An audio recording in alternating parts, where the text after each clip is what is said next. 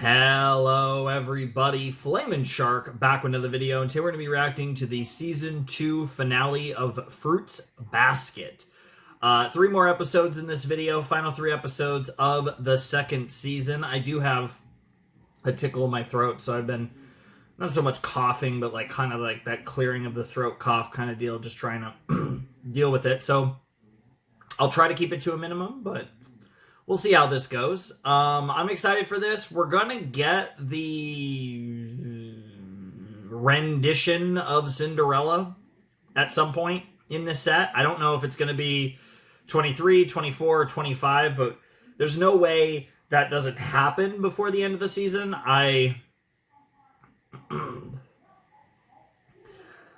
I could see it being the lasting moment of season 2 just because I could see it where it's like, oh, we've been building this up and then like something crazy happens that's relatively unrelated. I also could see it being the start of the set. I don't really know what, when, where, why, but I suppose we know the whys in the house, I guess. But yeah, we're going to get the Cinderella play at some point. I'm assuming we're going to dedicate at least a portion of an episode to that.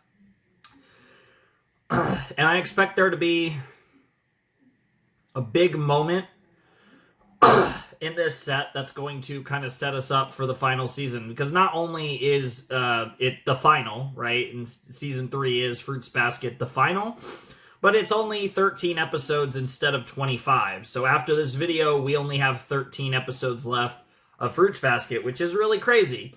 And it's going to be really interesting to watch that unfold and kind of just see what we do, because to me, more or less, this is kind of it. After this, we're pretty much in the end game. Not necessarily because it's the final season, but really it's the final, half season, relative to the other 3. Like I said, we only have 13 episodes of Fruits Basket after this. We only have 16 episodes at this moment that I speak, but so I expect there will be a moment, most likely in the final episode, but certainly in this set, which will kind of push us into the end game, really set off all the big Soma stuff that's going to happen with Yuki, with Kyo, with Shigure, obviously it all comes back to Akito, but with Akito, with X, Y, and Z character, right? We can go down the list with even with like people like God, what's his name? People like Kureno, right? Like there's gonna be all these different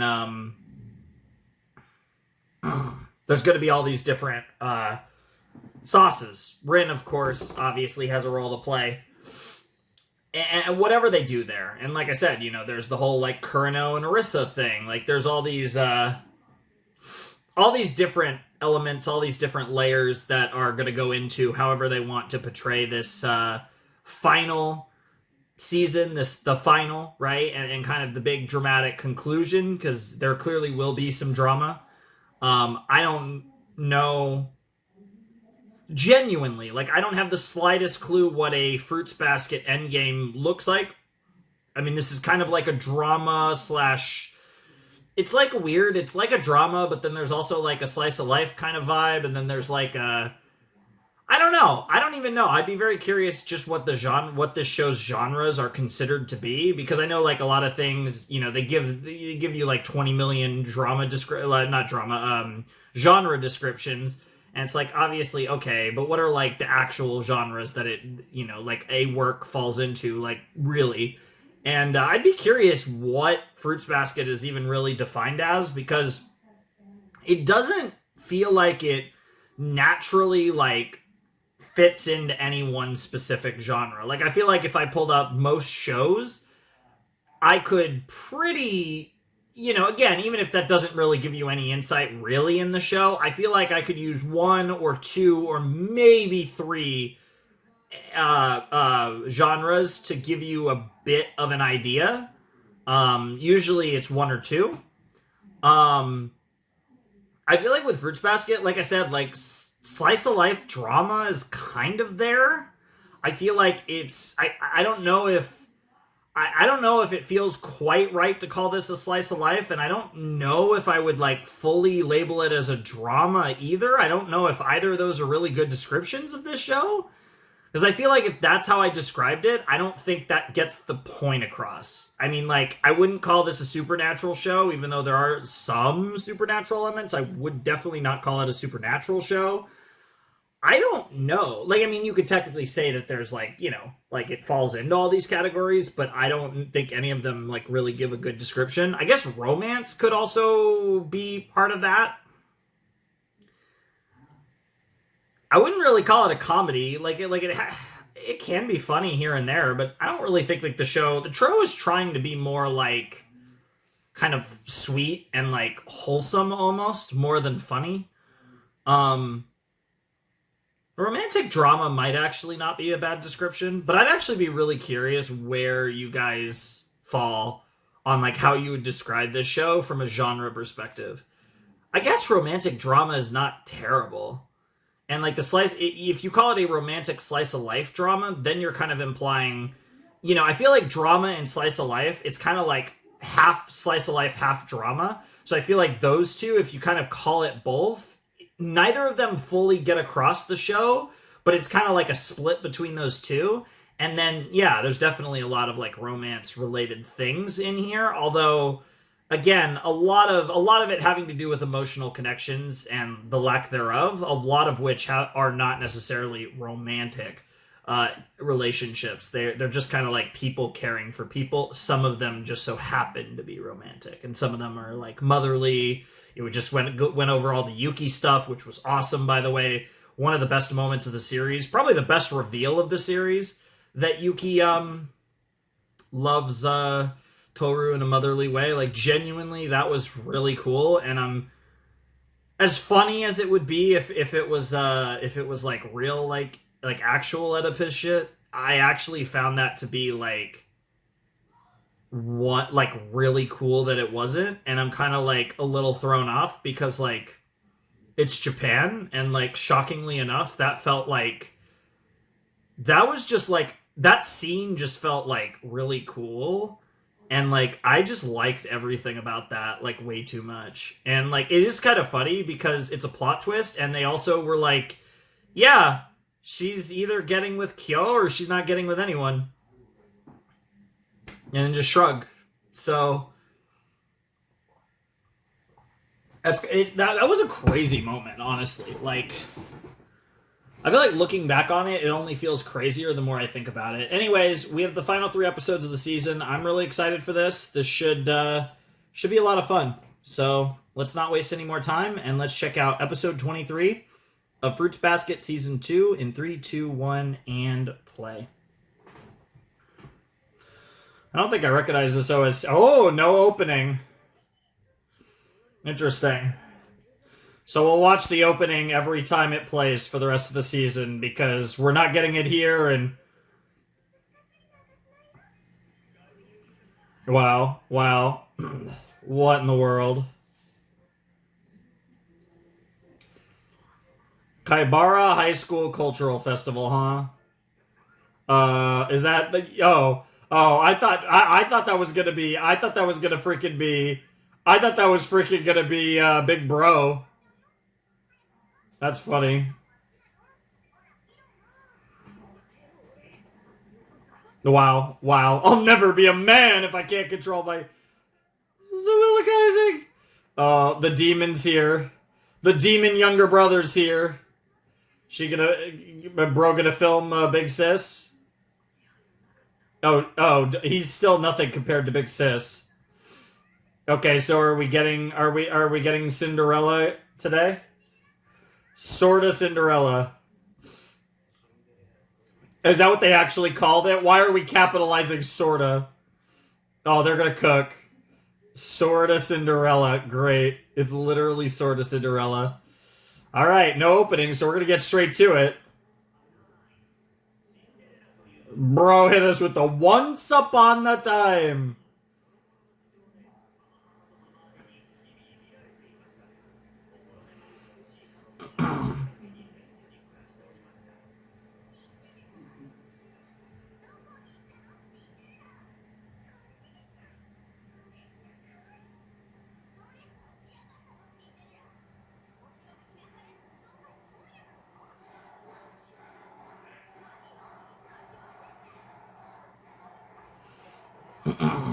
Wow.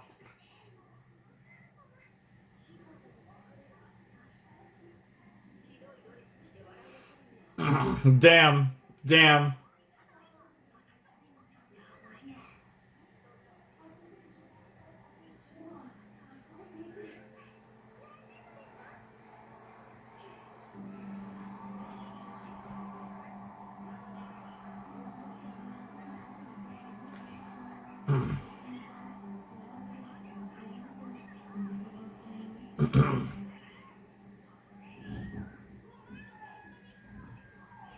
Damn.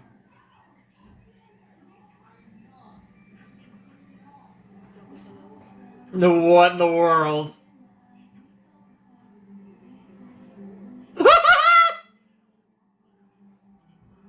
Yeah, sure.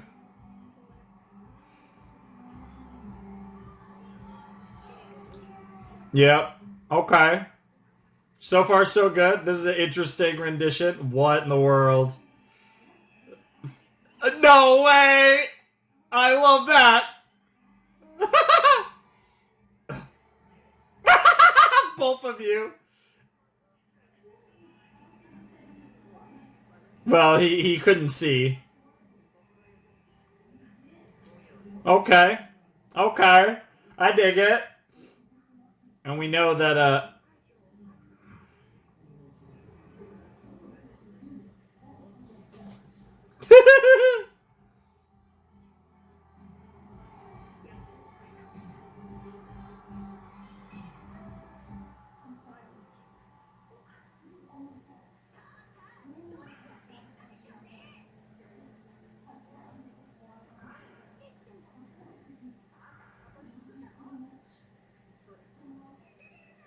Aw.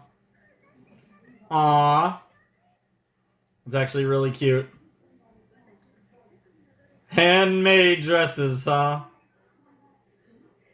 As long as it makes Cinderella happy. Or, I mean, sorry, stepsister happy. Even I'm instinctively want to call Toru Cinderella.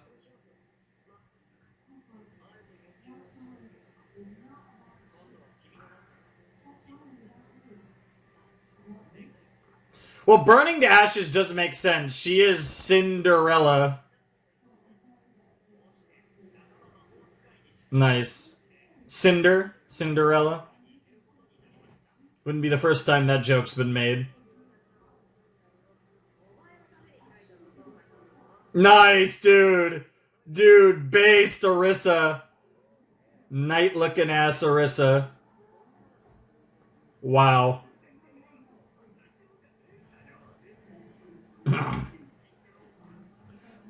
That's incredible.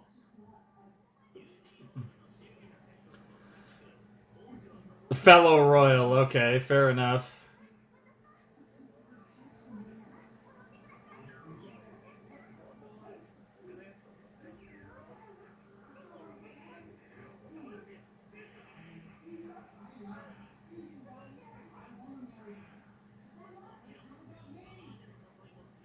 Get cooked, get cooked, get cooked, cook, get cooked, get cooked.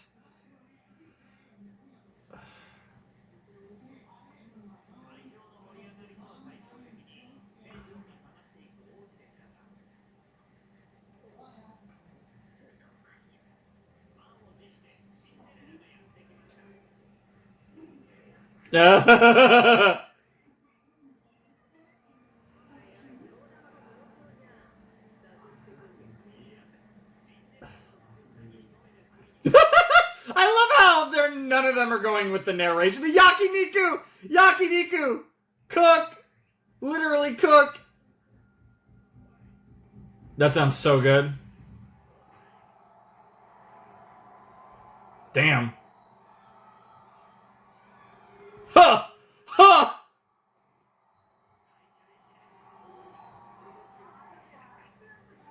I love how the narration's part of the story, though. The meta is actually really good, whether it's intentional or not.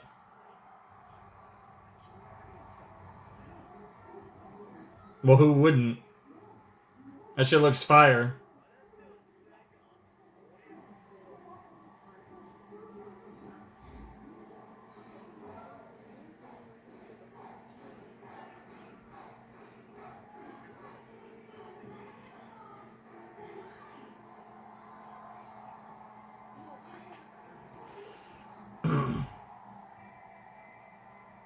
Why?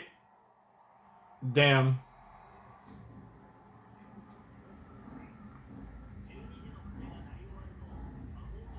What spell?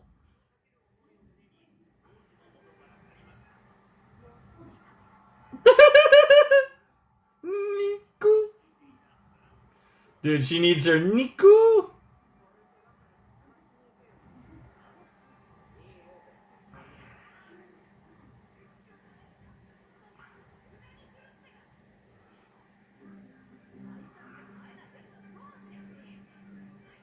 Damn, the emotion. Wow, okay, yeah, that's not quite the right line. dude, the freaking speech, and yeah, that's the Kurano shit there coming out.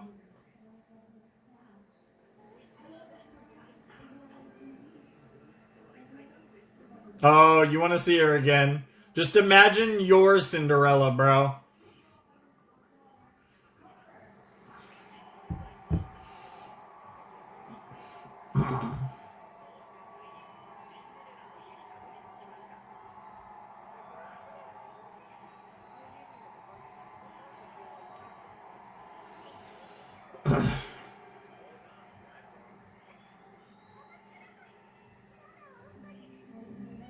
Cinderella-san.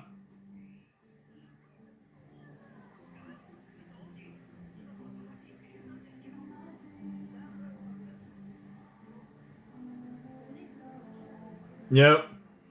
There she is. Eating again. What the hell? The freaking plate ready.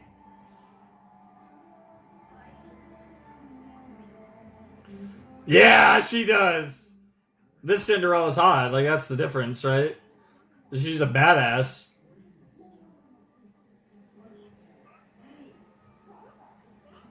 Dude, the awkwardness. The awkwardness is crazy.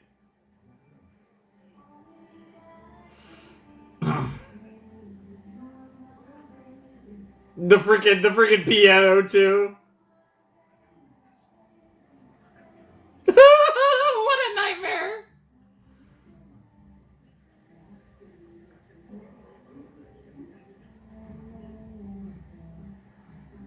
Damn. Let Saki cook. Dude, that's such a Disney line and anime line at the same time. I guess that makes it a Ghibli line.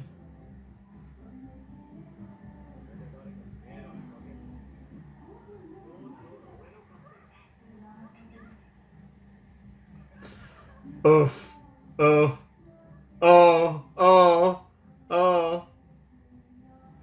This is awkward.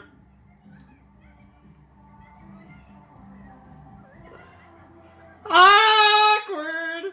Ah!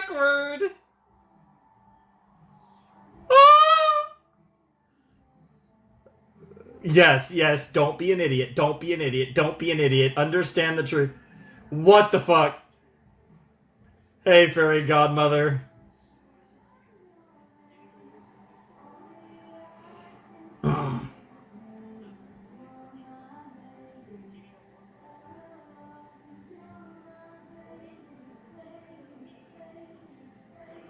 Oh yeah. Oh, we're sticking with it. Miku.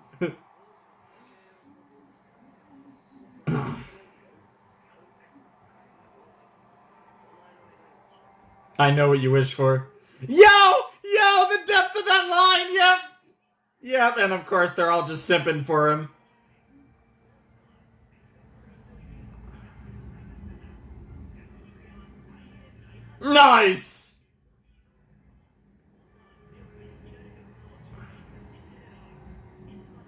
Nice.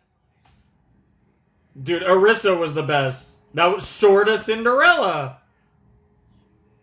Yeah, it was literally sorta Cinderella. Love the simps though for Yuki.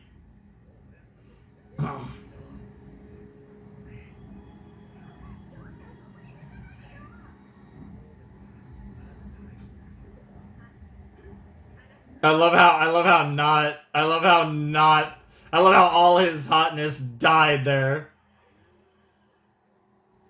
And now his jacket's back on.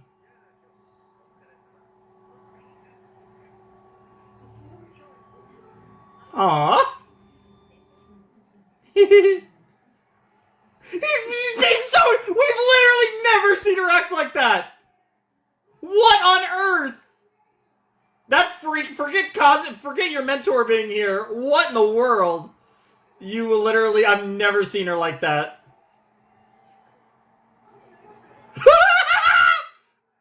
Very specific. No, I think both of you are clueless in this one. Get cooked. Trust me, none of us know. He probably... Both can be true. Ah, the little subtle yep, subtly calling him dad.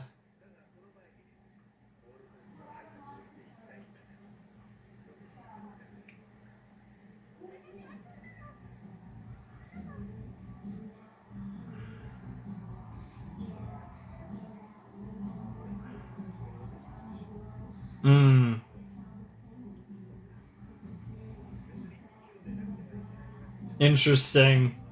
Dude, it's just like the tone just completely shifted with that moment. Aww. I mean, at least he's thinking about it. At least he's thinking about it. Like, in his perspective, I kind of... Oh, the Doki Doki. Orissa's should make everyone's heart go Doki Doki, but that's besides the point. She really does make quite the prince. She's more of a prince type than a princess type. Which is funny because she's actually quite feminine, but it's like a... It's very like... It's not even Utena necessarily, but there's definitely like... In a different way. But she definitely has some Utena in her, for sure.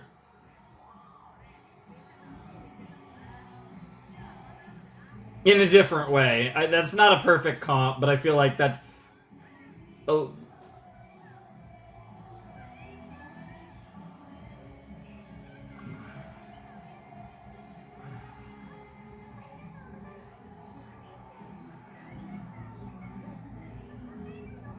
God damn it, Toru. I wonder if that's gonna be endgame for the show. They all watch the play together. Because there were ones.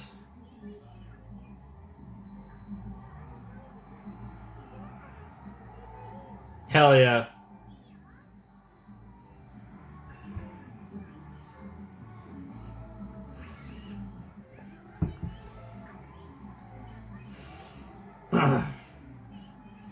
Wow.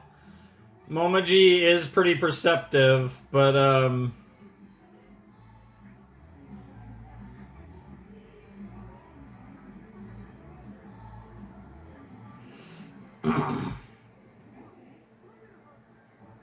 that part's true. That part's absolutely true. Wow.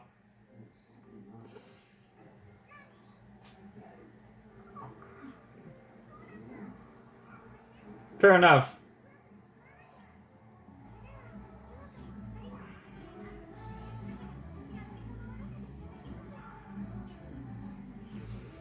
Always protective of Kisa, and bro's like, I'm supposed to be the protective one. I'm supposed to be the man.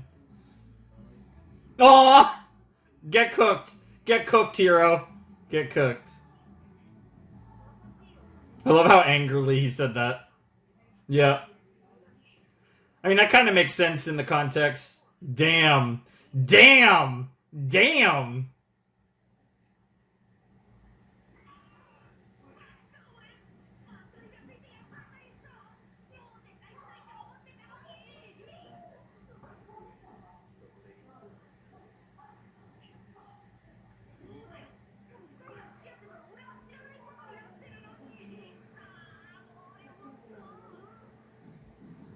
Oh no. Oh no.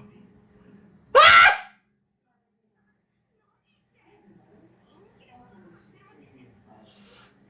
He is an idiot. That part is true.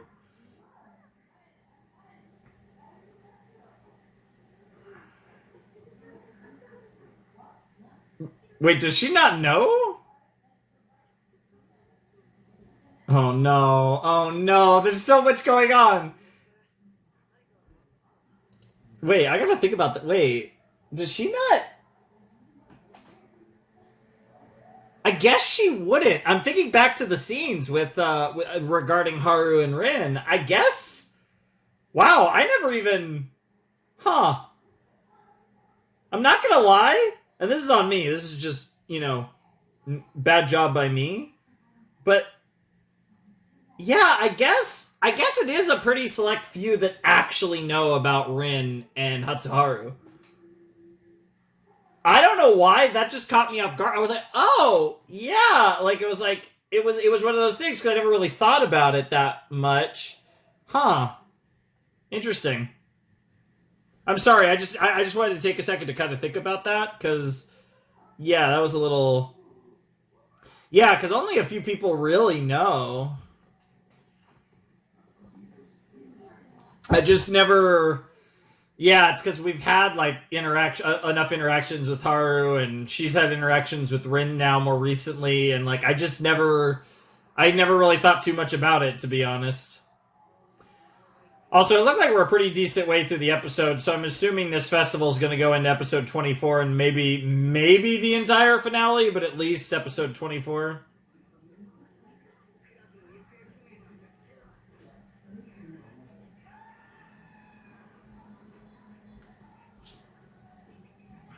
All right, you've been put on the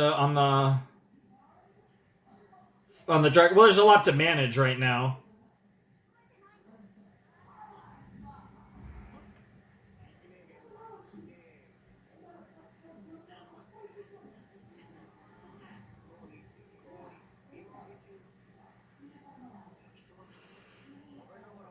I don't think I've ever actually had yakisoba, weirdly enough.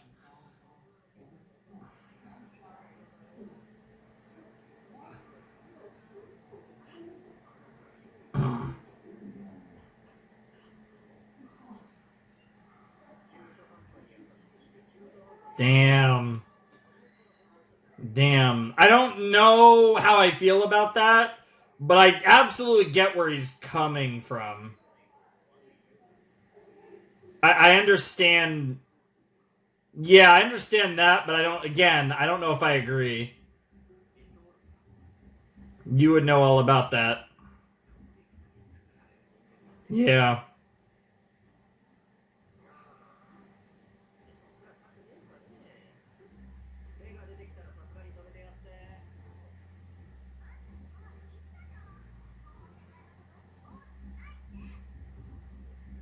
Mm-hmm.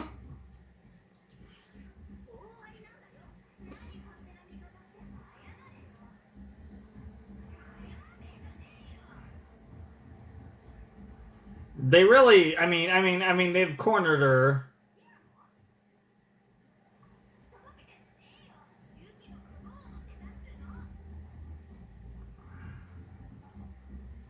Yeah, he kind of is. Oh my god, the way he said that.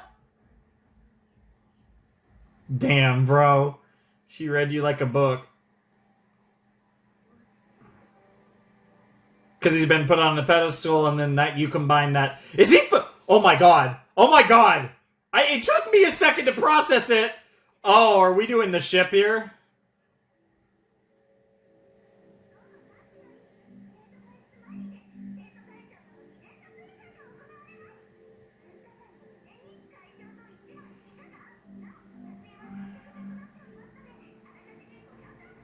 Oh, already going. Wow. Clutch. Clutch. Unironically, using you as bait. Well, you win some, you lose some.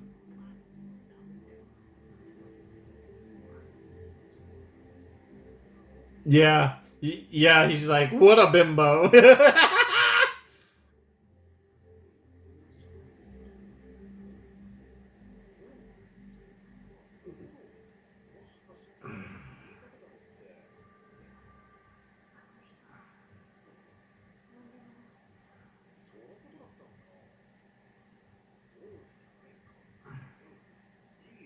Oh, yeah, no, for sure. Oh! Get wrecked! Honestly, he would make a better princess. I agree. Hime-sama Yuki.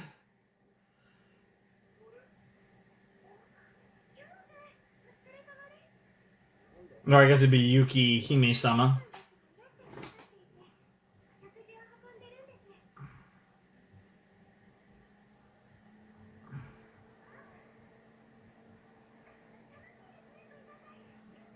Ah, it's been fun so far.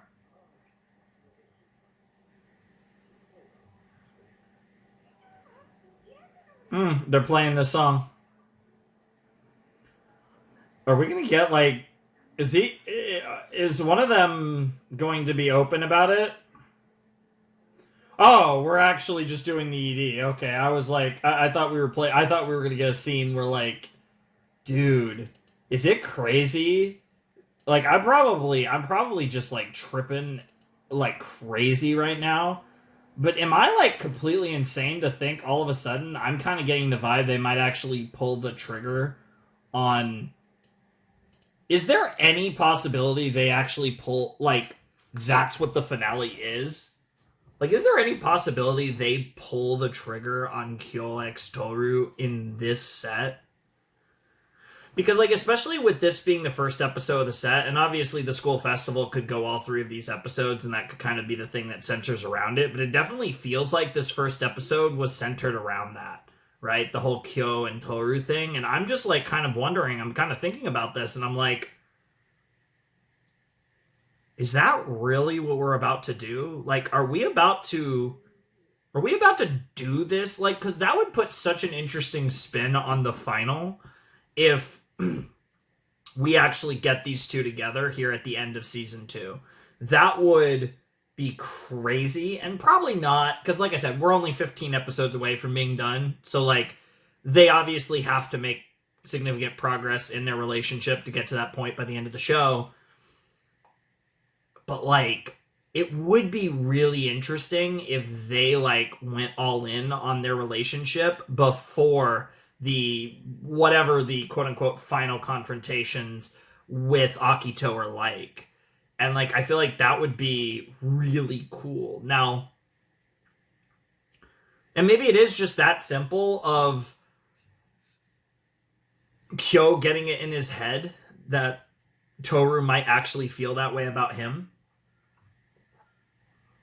And realizing that continuing on down the path that he is currently on would potentially lead him to breaking her heart, right? Because he's, I think, already accepted that this is something he can't have. But her wanting him it changes things, but not in the way you might necessarily assume. It changes things not in the, oh, she won't reject me. I think for him, it becomes more of a, this isn't about what I want, it's about what she wants. And Toru deserves the best things in life. Toru deserves everything, right? Like, he sees Toru in that way, which Yuki does too, but again, different forms of relationship, or at least, you know, the way they view it. It would be one of those things where, even though this isn't necessarily how he should think, I think he thinks it more as, if she truly wants this, she deserves this for herself more than for me. Whereas, like, I think he would approach it as like, you know, I'm going to love her to the best of my ability to the ends of the earth, because that's what she deserves, right? I feel like that's the way Kyo would think about this situation. So I do think, especially given his circumstances. So I think it's an interesting thing where him having the information that she's interested would make him want to potentially go forward with it, ironically for her sake, not because it might actually, like, they actually might become a thing, right? Because I don't think, and like, that's such an interesting dynamic, and I'm like really curious to see how they explore that, how they play off of that. And obviously we also set up the whole Kurino thing, that Kurino is going to see this video at some point with Arisa, so we did that. And in this episode we potentially set up a Machi Yuki ship, which is very interesting. Don't know how I feel about that. I'm curious to see how that potentially develops. Should be interesting, but it's kind of one of those things where it's like, in a different way, she's one of the few people that actually sees Yuki as a person.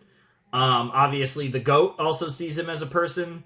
So yeah, you have your you have Kakaru, you have Machi.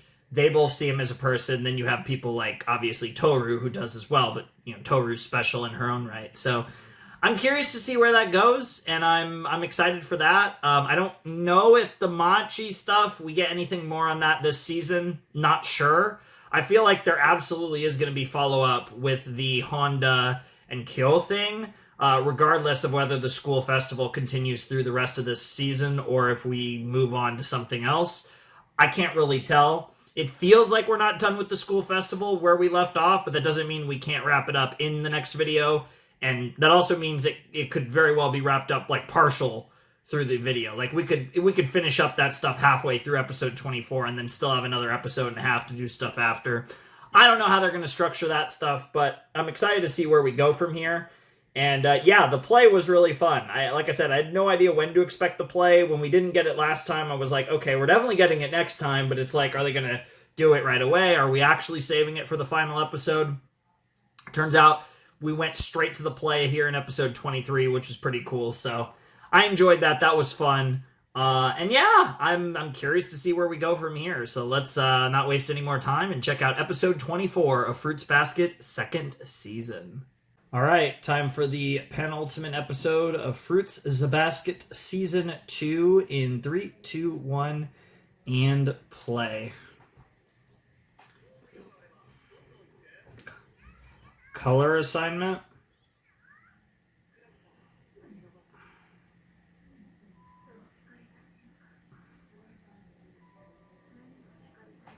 Okay. Interesting. Wow. Okay. Well, we're following up. We're doing a Machi episode. Okay, we're following right up on that. I was not sure if we were gonna get that, but I guess that's where we're going. Also, we are getting the OP this time. Might be the last time. Who knows if we get it in the finale.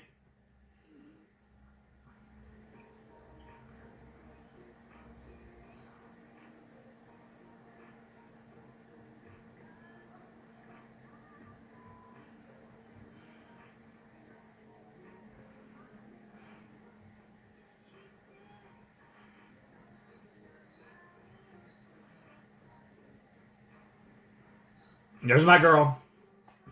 Yeah, we actually got to see these two. We got to see Hiro and never get to see you.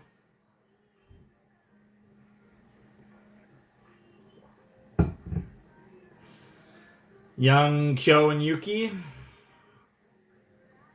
This was a cool OP. It definitely grew on me. You're my home, sweet home.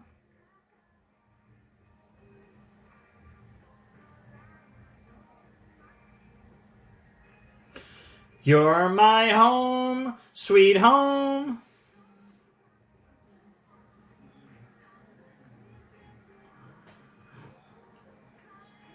I don't think there's been any opening in Fruits Basket that I think is like incredible per se, but they've all been pretty cool.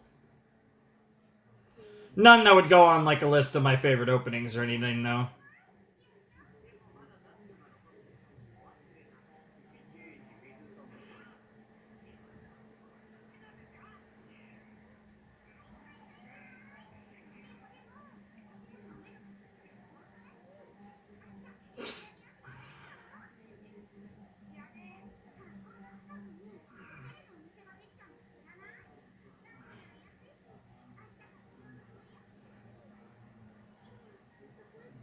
Wow. Wow. Hey, girls, at least she's trying.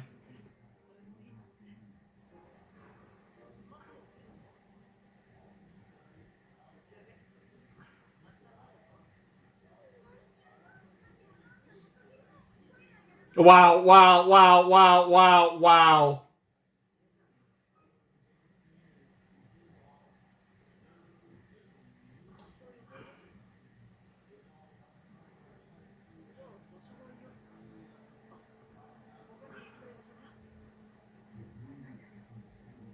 Damn, dude, the Moxie perspectives go hard already.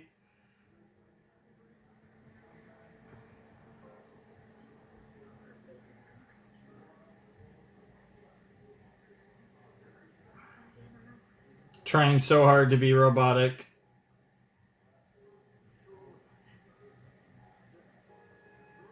Okay, we're being meta in this thing because we're doing Machi perspective shit.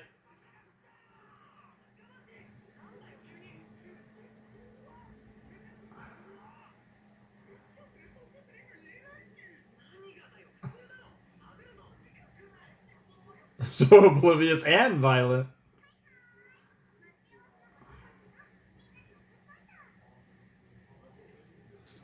Oh, she's already writing down the place. Get cooked. No, you don't have an excuse.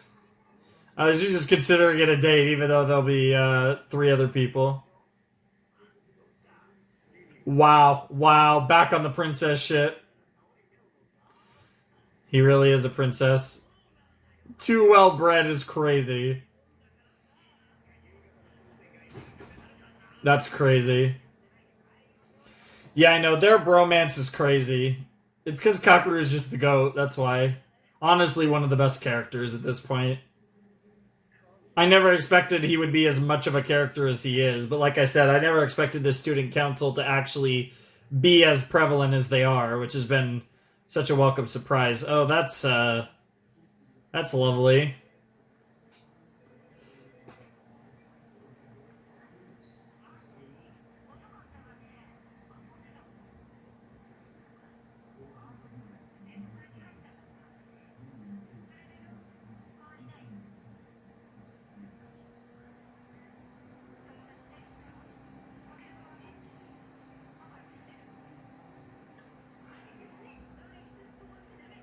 Jesus.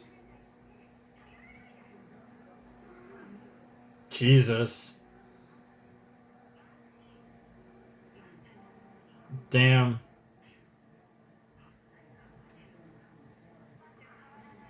Jesus. Damn, there's the doll thing again.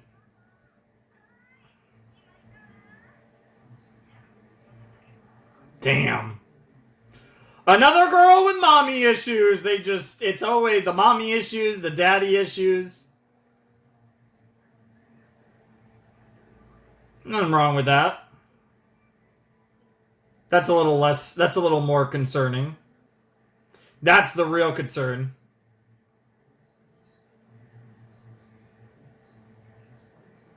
Jesus. You fit right in this show and in anime in general. Okay. We don't need to make this Evangelion.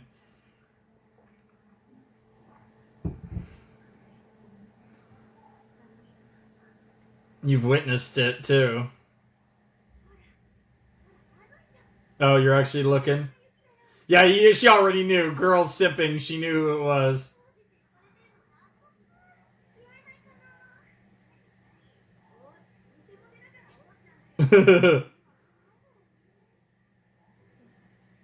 Yep. Okay, this is a flashback. Okay, I see the little whiting on the edges of the screen. He's not alone. He might not have the girl, but he's not alone anymore. Do you want to change? Does that stimulate you in any way, shape, or form? Oh, that's kind of freaky.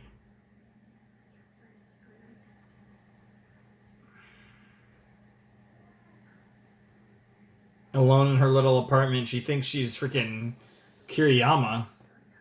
Fucking Ray ass over here.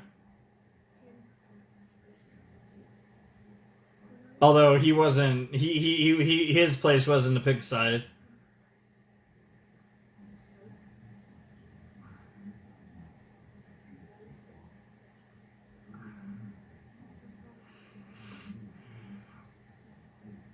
Jesus Christ. Okay, we get it. We get it. Stop it. I could make a reference to like 8 animes I've reacted to.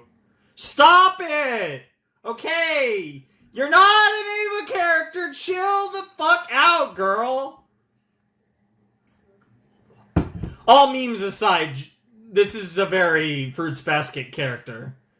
Like, we've had a lot of characters. This is just another kind of take on some of the damage, some of the issues that a lot of these potatoes have. But just how, like, self-reflective she is really giving me PTSD from the Goat Show. Oh, damn, there's the big one. Damn, she hit us with the "Does this world need me?" As long as you don't start singing about ending it all and leaving forever, we'll live. Okay. You felt something there, and you're a clumsy mess.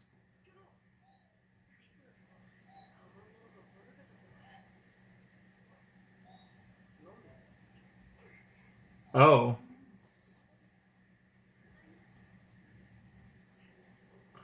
No, there's more to it.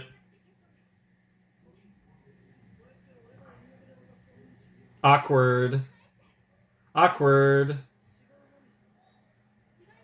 Of course it's a different leaf. Of course! Totally!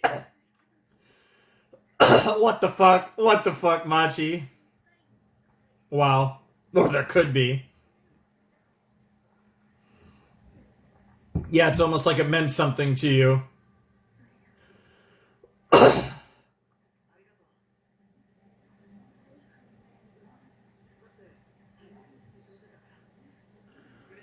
Aw. And that was super earnest, too.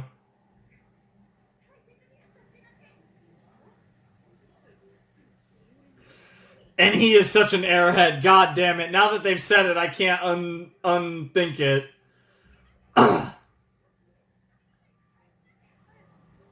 Let them cook.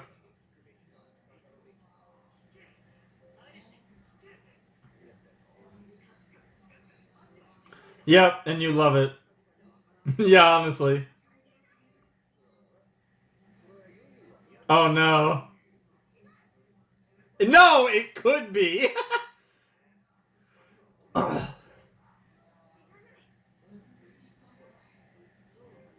The first cliche of Canada is maple leaves. And maybe you gotta go take a trip to Canada. Maybe they can do that on their honeymoon.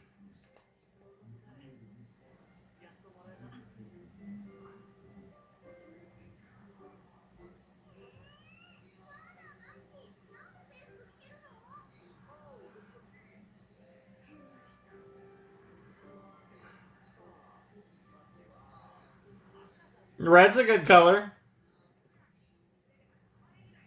Aw. Dude, just teasing her ass.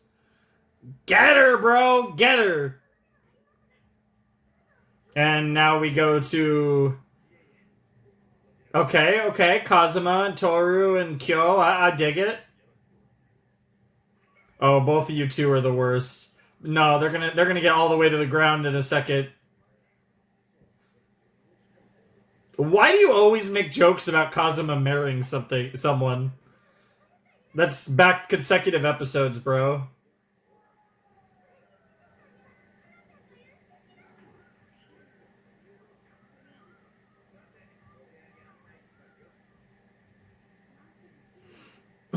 I swear to God, if bro puts them in the same room, I will fucking die. That would be crazy.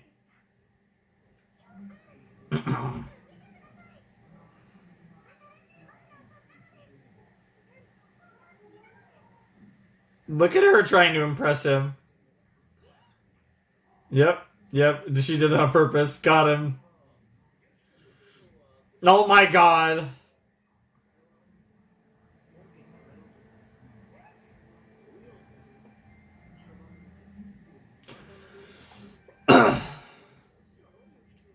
Honestly.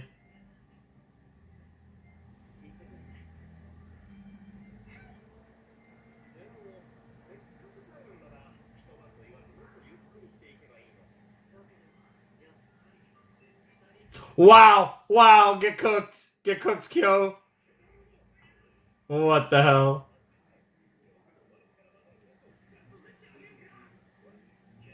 I was about... Yeah, I was gonna say, which one of the two actually were you talking about?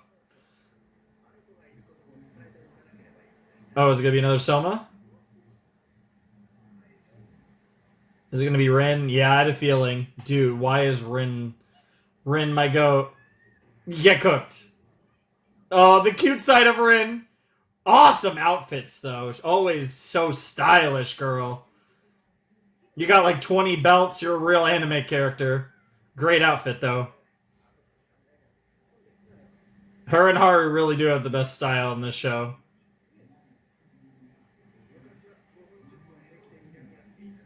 Little Rin's making me think of little Satsuki Kiryuin there from that shot.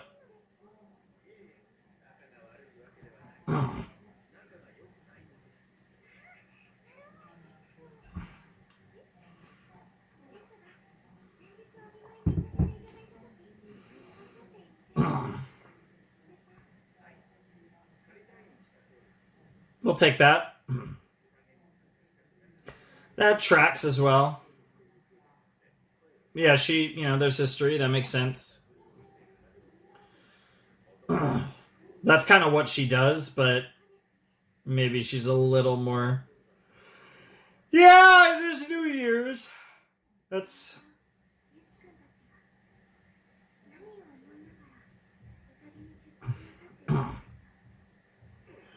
What the hell? We finally get to see the goat.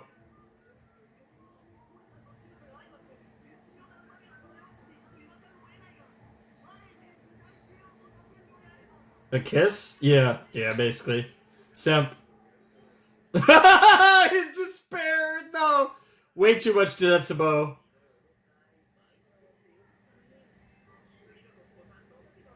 Wow. Oh, he's so excited about that.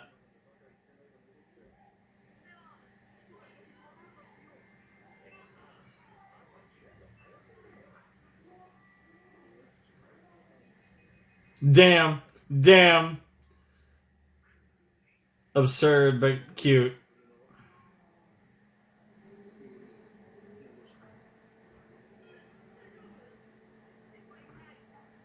Wow. Get cooked.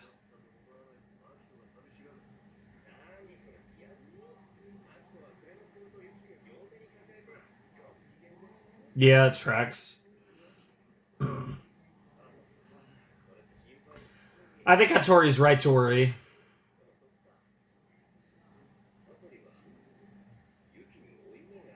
Interesting.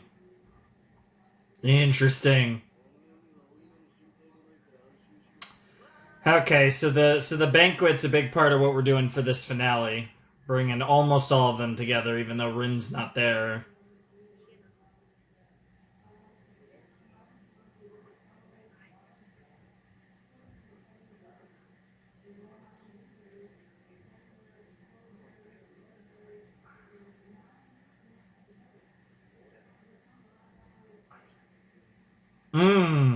Wonder how he feels about that. Oh?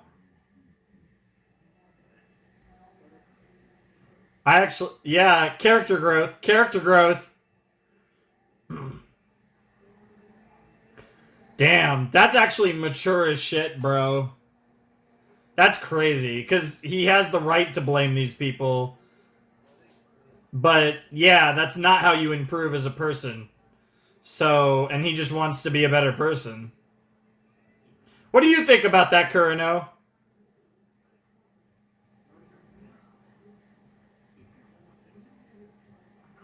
Yeah, I don't think Akito is going to be a big fan of that reaction.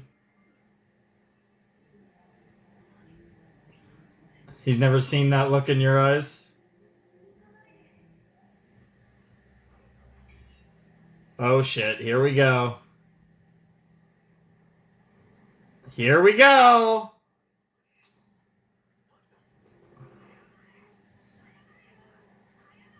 Here we go.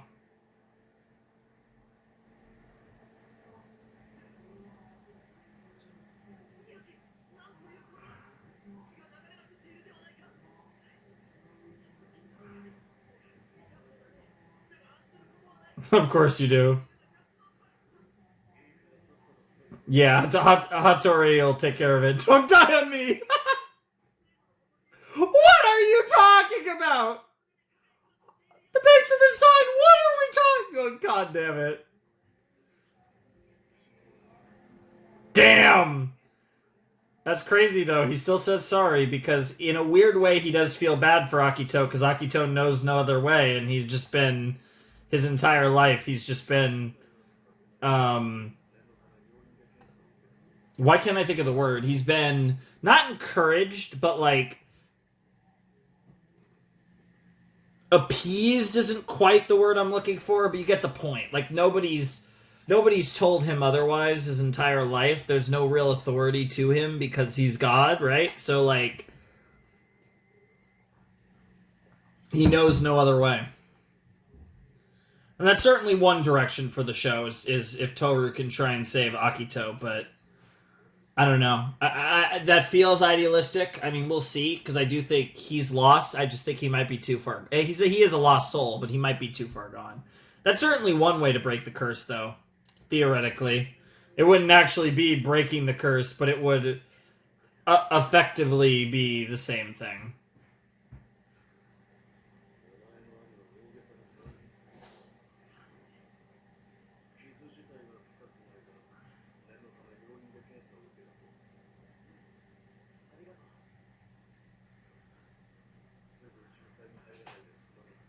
Mm.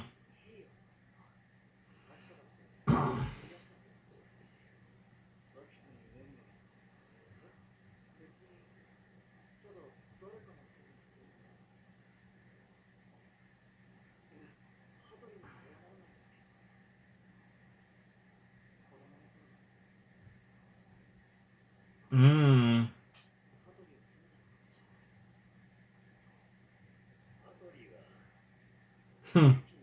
Right on cue.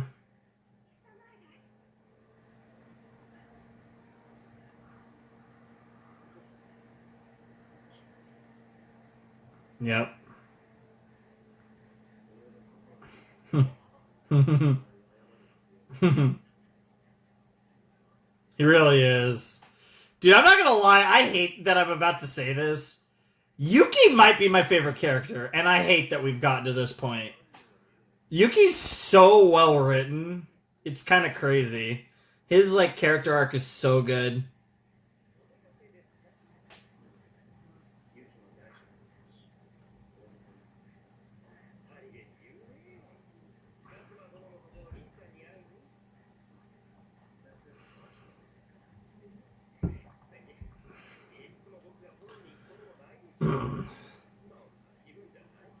Wow. Yes, he is. Consistently inconsistent. I love that line.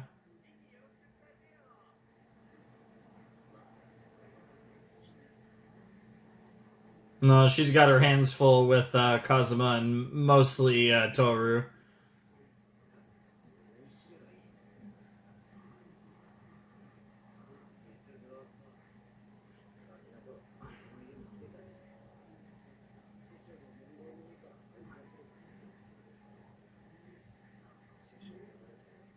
The outfit that Toru's wearing reminds me of something from anime.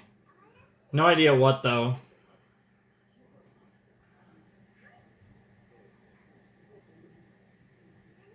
Some anime deep in my mind. I don't know if it's the top or the skirt or the combo, but something about that outfit is just reminded me of some character, but I couldn't tell you for the life of me who.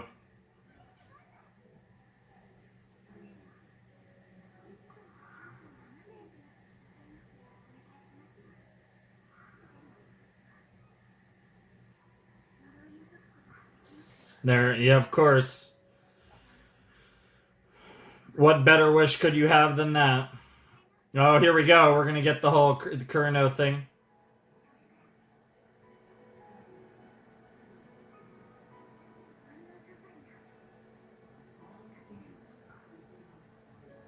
There's my goat.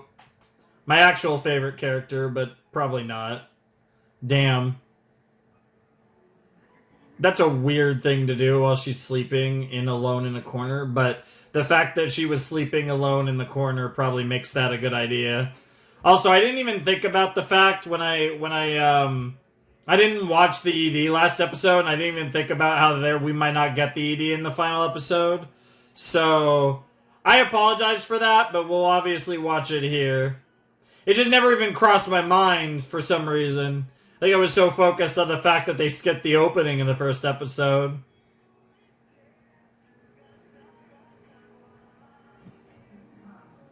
But obviously we'll watch it if it plays again. But if not, this is our final time. Of course, Rin looks the best, as always.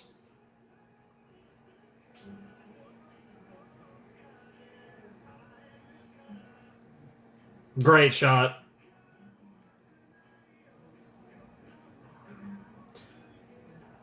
No, the Kyoko shot's crazy. Like, that's such a cool shot. And I love the way it transitions faster.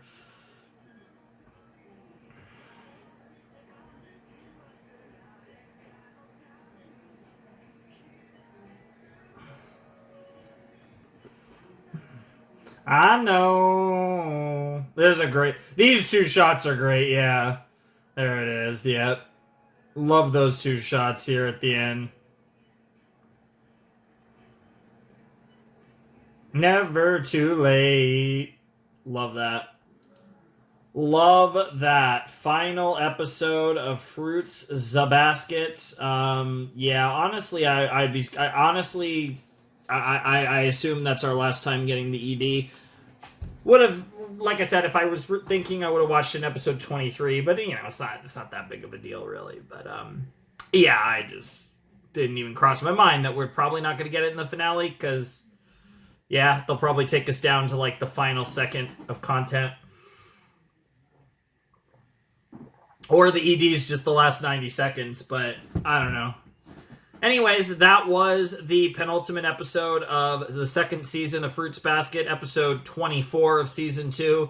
That was really good. We transitioned off of we actually did transition off of the festival. That was pretty much the big episode 23 deal. And then this episode, kind of a two-parter of sorts. We focused on Machi and Yuki's budding relationship and Machi in general.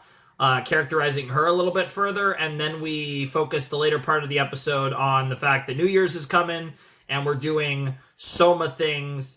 The big dinner with all the Somas, barring Kyo because he's the cat, and Rin because Rin's like not about that life. So Kyo, Rin, Kazuma, and Toru hanging out at Kazuma's place, and then everyone else, basically all the Somas, are obviously with Akito, and we had that little incident there with Yuki and Akito that was a really cool scene, and like Akito just freaked out over the look in the eyes, like, you know, like something inside of him realized, like, this is different, this is not the Yuki I remember, right? So he kind of freaked out, which was really cool. I like the way they did that. I thought that was a really cool sequence. I thought that completely cleared up. I don't know. That was an actual, like, weird little cough. I don't know where that came from.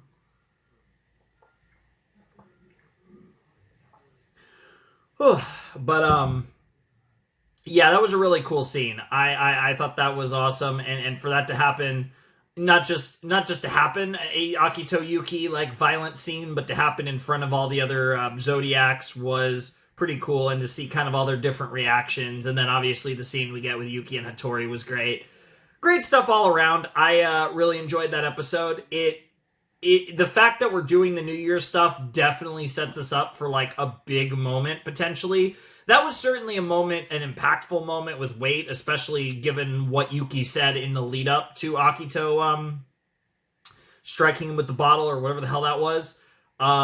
I still think there's going to be some big revelation or some big moment that really sets us off towards whatever we're going to cover in the final 13 episodes of the show. I am kind of expecting something like that. We don't need it, but I am kind of expecting a big moment here, and I don't necessarily know what it would or could even be, but I think we're going to get something big here in this final episode of season 2. And I'm excited to see what it could be, right? Because I feel like there was some crazy stuff around the end of season 1. I feel like, again, with the final season up next and the fact that the final season is shorter, it feels like we get something really something like pretty big that really kind of sets the stage, sets the tone for the final season. So I don't know. I don't know what that's necessarily going to be, but I am very excited to check it out. I'm very excited to see what we get out of the third season and how this episode presumably sets that all up. Should be fun. Gonna be interesting. I imagine more Akito probably in the finale. I mean, it might be another thing between Yuki and Akito, but it could be some other shit. Who freaking knows?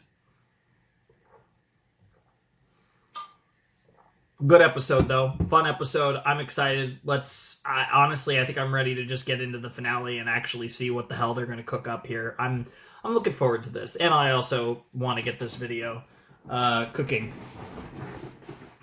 Because I have, like, all these videos ready after this one, but I have to get this one up. So, kind of funny how that works. But, yeah, this is, like, the one show that I don't really have prepared in advance currently. So recording all this future stuff, and it's like, oh, I have to do the show that actually is going to have the video come out, like, right after I record it, basically. Anyways, let's get to it. Let's check out episode 25 of Fruits Basket Season 2. All right, let's check out the Season 2 finale of Fruits Basket in 5, 4, 3, 2, 1, and play. Oh. Oh. Oh.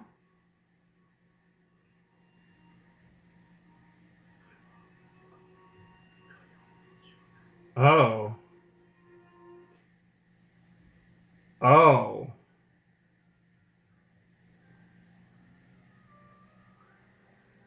Oh.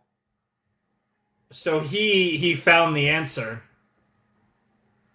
And did, because he watched that scene between Yuki and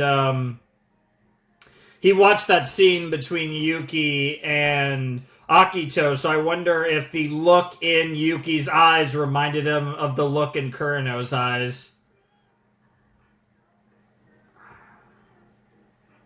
Interesting. I wonder if Yuki's close to breaking free. Interesting.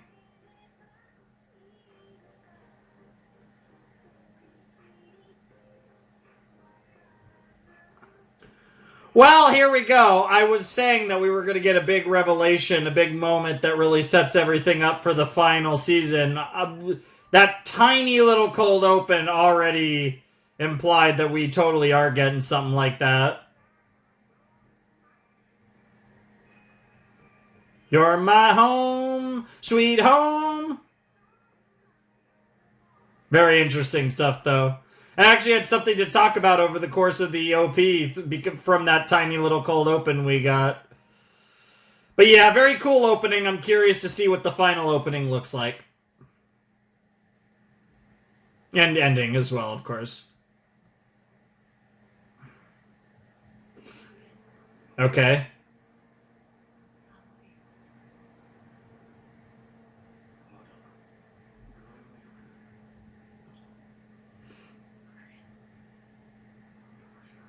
I don't like that shot.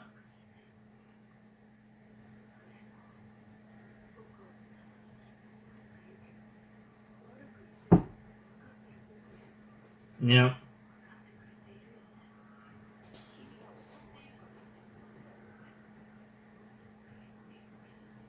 Interesting.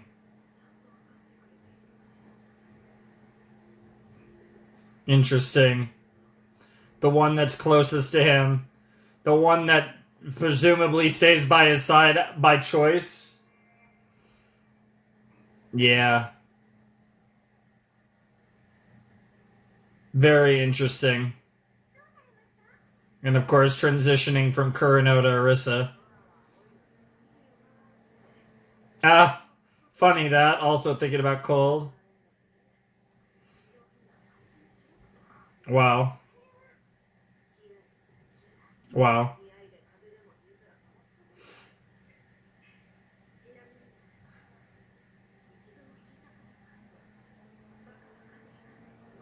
Wow. Wow.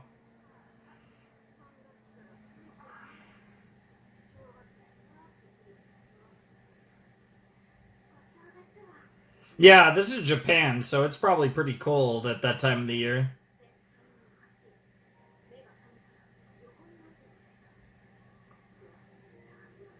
Dude, that is a very different outfit for her besides the black, but I love that outfit.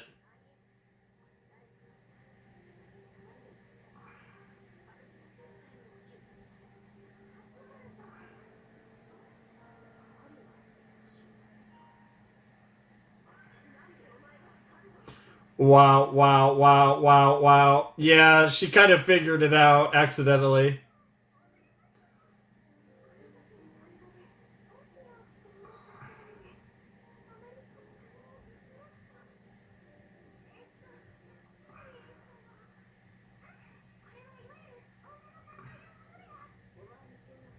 Get cooked! Get cooked! Dude, I love Rin so much. My actual favorite character, I think. I don't even know. It's so complicated. I think Yuki's just maybe the best written character, but I don't think he's actually my favorite, but he is so good. There are just other characters that I think are cooler and I enjoy more.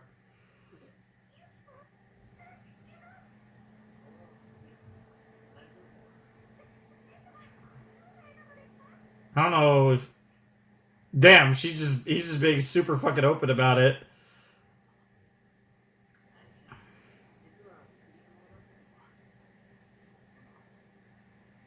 What the fuck?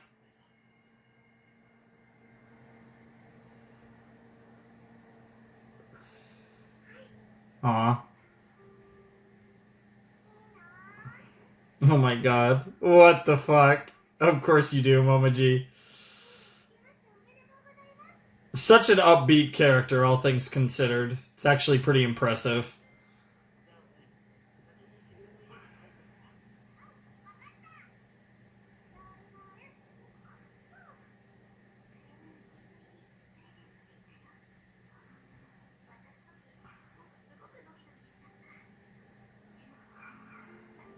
Aw. Aw. That's so sweet.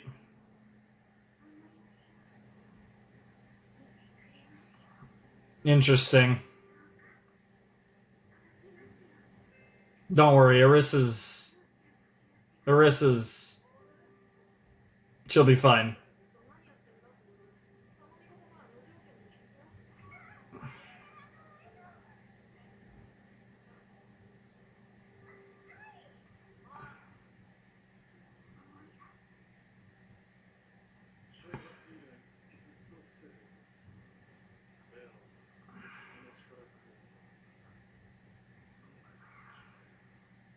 That's because of Yuki, yep.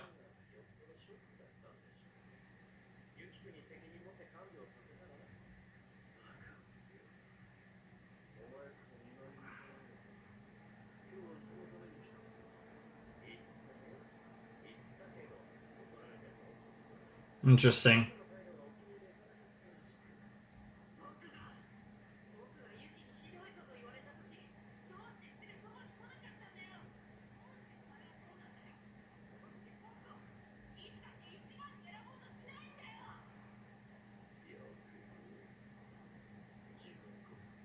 Damn!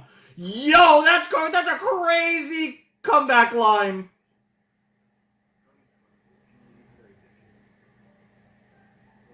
Are you actually jealous of that?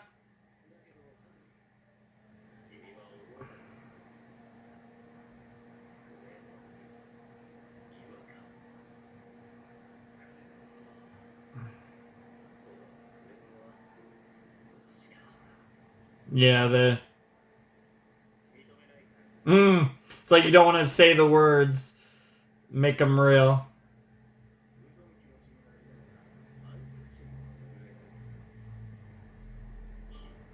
Mmm. Yep. Yep. I mean, you're literally jealous of Kurino, yeah. That's so interesting. And these guys have obviously that was an interesting comment. Dude, the music is crazy. Really emphasizing the weight of the conversation, maybe a little too much. That's just the type of guy he is. If anything, he kind of fits with Akito, probably the most of them all.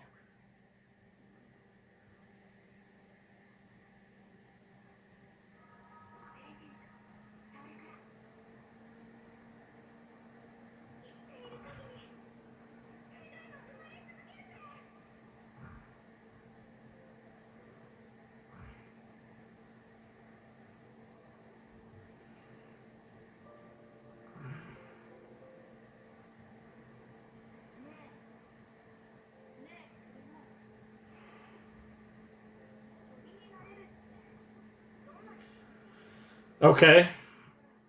Jinzo Sasageyo.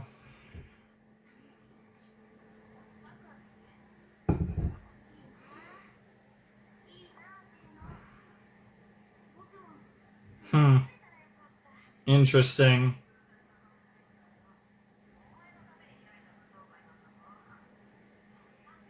Damn, that reaction.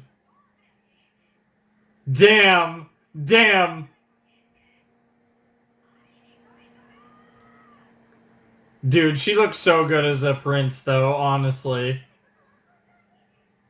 A royal, whatever, is a super fancy, and there's the thing that stops him. Damn, dude, why does she look so good there? I mean, I love my badass biker chick, Arissa, but damn, she looks awesome there. Shows just how much you want to see her, after all.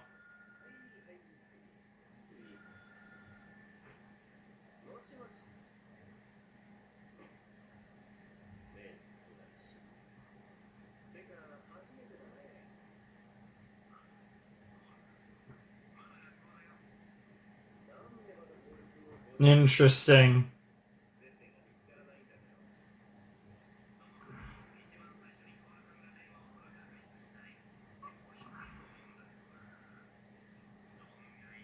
Wow. Wow.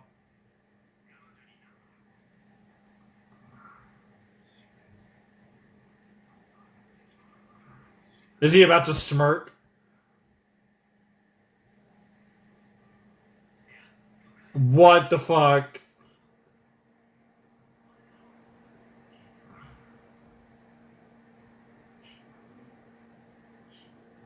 Here it comes.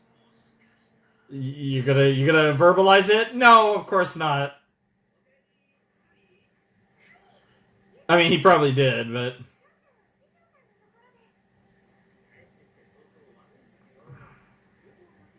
we're gonna accidentally run. We're gonna accidentally run into. Oh no, you're not coming with.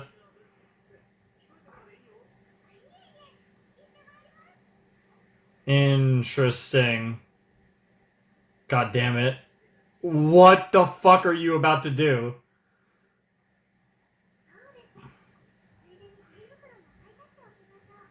No, there he is. I think I saw him. That was him, right? Ha! Ha! Really emphasizing the birds, huh?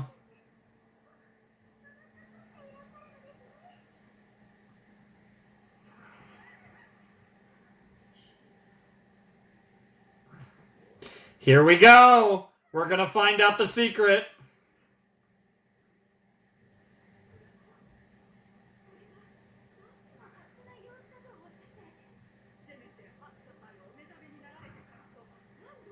Damn, that's crazy.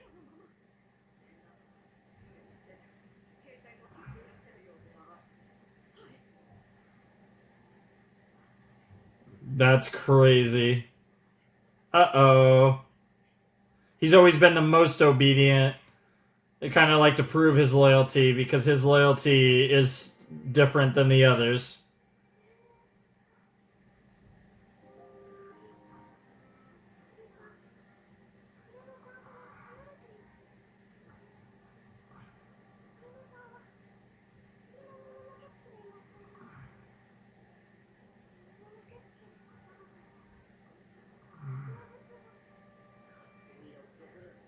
You notice that you're touching him? You notice that you're touching him? Yep, yep. Yep. Yep. Dude, what are those dead eyes? What the fate? Yep. Yep. Yep. It's the easiest way to prove it.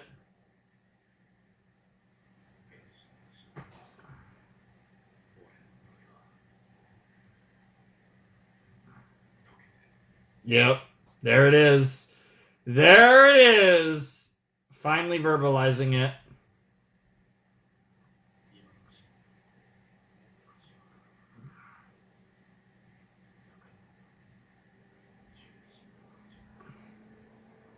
Yep.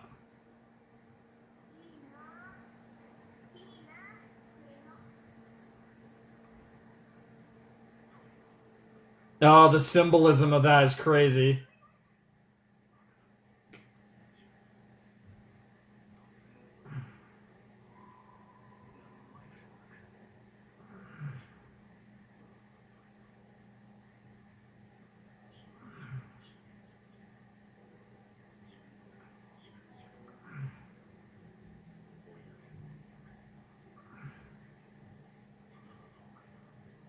Yep. Interesting.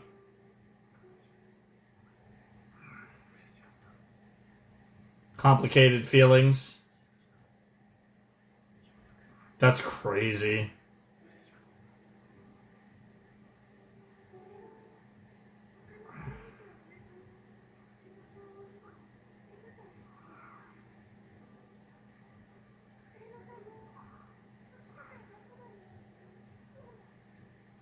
It's complicated.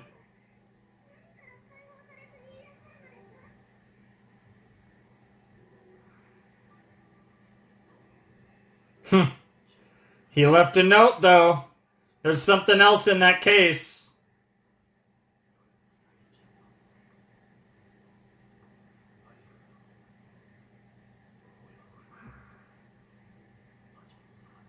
Yep.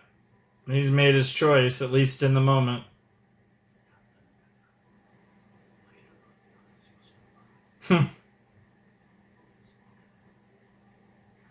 Sure.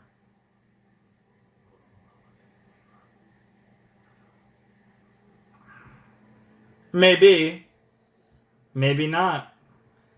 And even if that's true, that doesn't mean you should leave them trivial and insignificant. Jesus. Bro's crying. Couldn't even say it without getting emotional.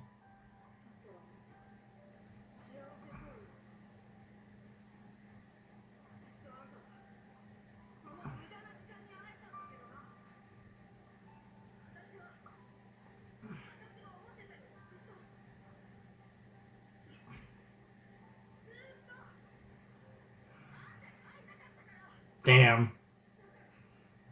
I mean, Bro is pretty. Not as pretty as Arissa dressed like that, though. That's peak right there.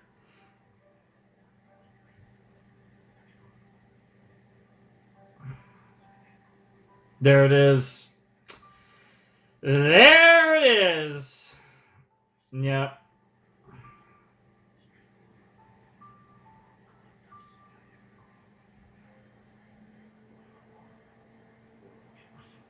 Jesus.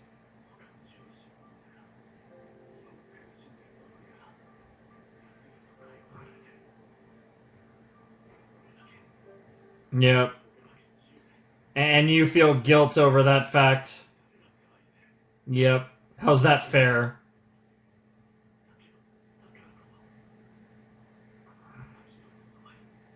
Bro.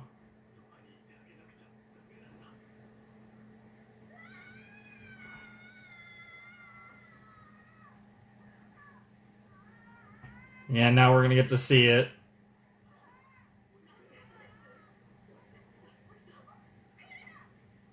Hiding it, hiding it, hiding it, hiding it. He knew right away. They both knew right away.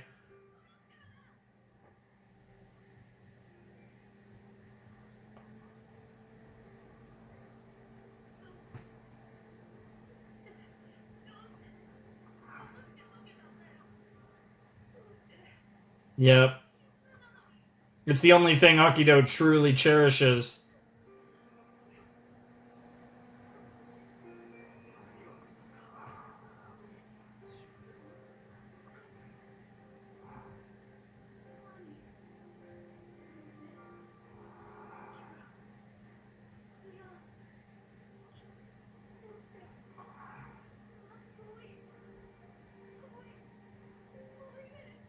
This is creepy, but in a different way.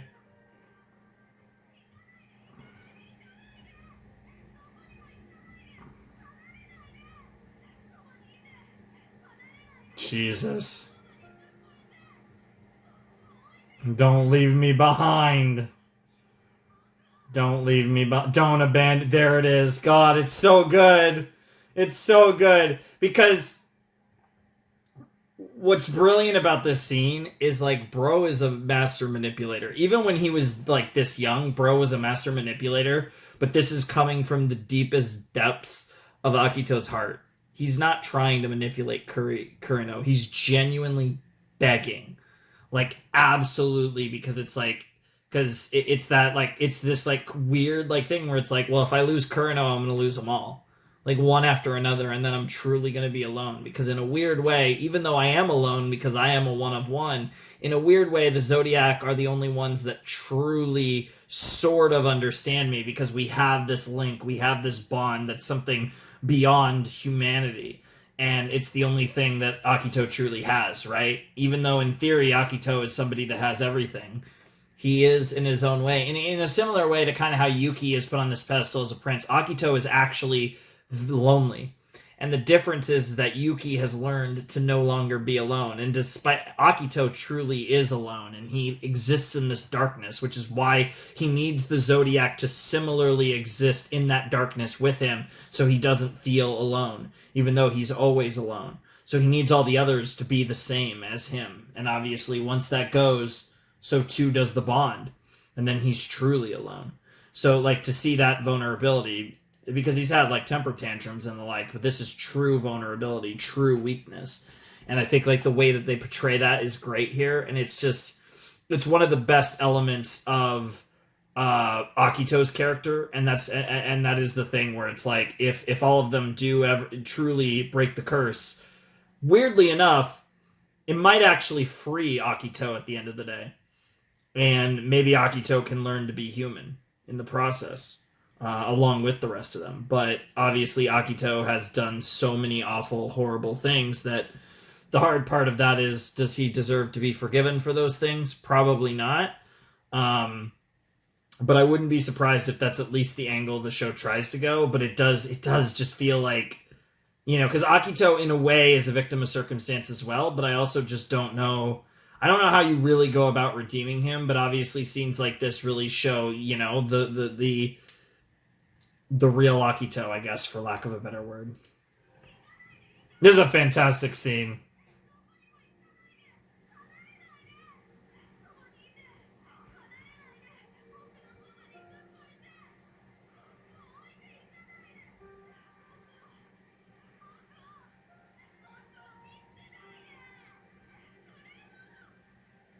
And he feels bad for him. Because that's a C. He, you know, not only does he feel guilt for the others, but he feels guilt for Akito himself.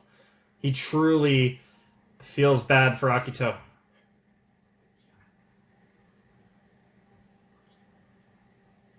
Yeah, it's his entire existence. Yeah, it goes both ways.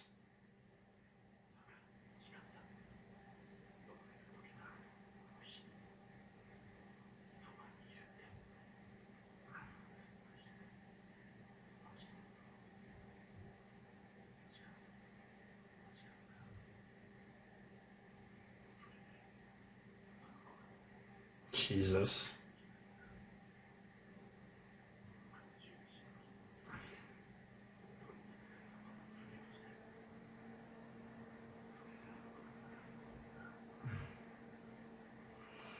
Jesus. Oh! Oh! Oh! Oh! Oh!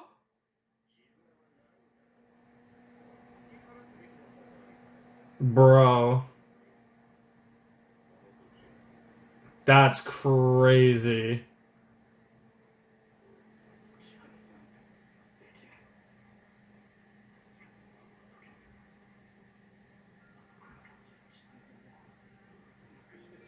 Interesting. Oh my god, that is a crazy visual! That's an insane visual. What in the world? Wow.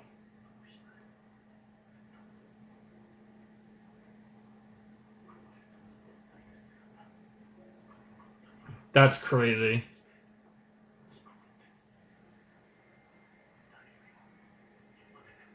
Yep.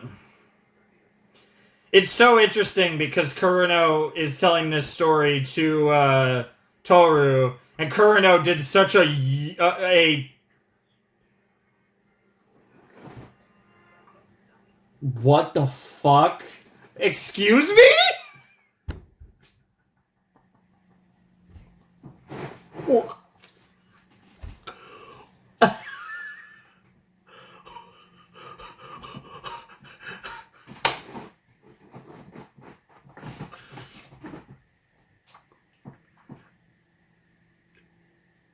I mean, obviously, we're going to get into that in Fruits Basket, the final, but what the hell?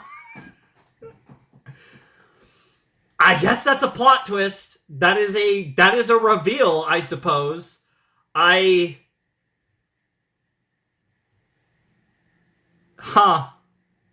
I guess this show, at the end of the day, was a little less? Question mark? BL coded than I thought. I guess?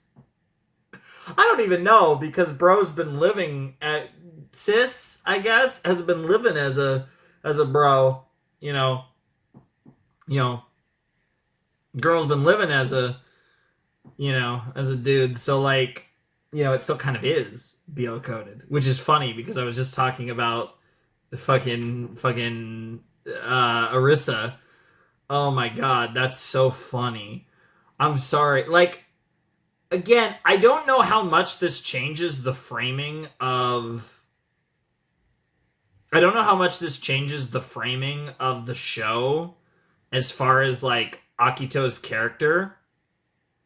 And it's so funny because in a show like this, you have no reason to be suspicious because literally everyone is so pretty that, like, yeah, bro's pretty as fuck.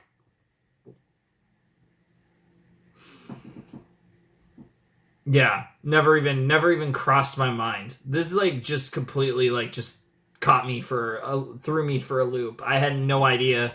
Never even crossed my mind. I don't know. Huh. I'm curious. Like, obviously, this is going to really touch Toru, and Toru's going to want to save Akito too. Like, this whole story. But, like, I just don't know what to make of that. That was a wild reveal. Wild reveal. Very cool, I guess. But wild reveal. I'm still kind of processing this.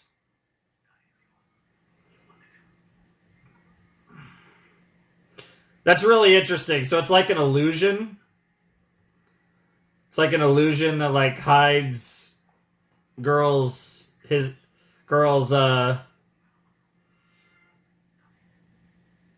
illusion that hides girls' chest.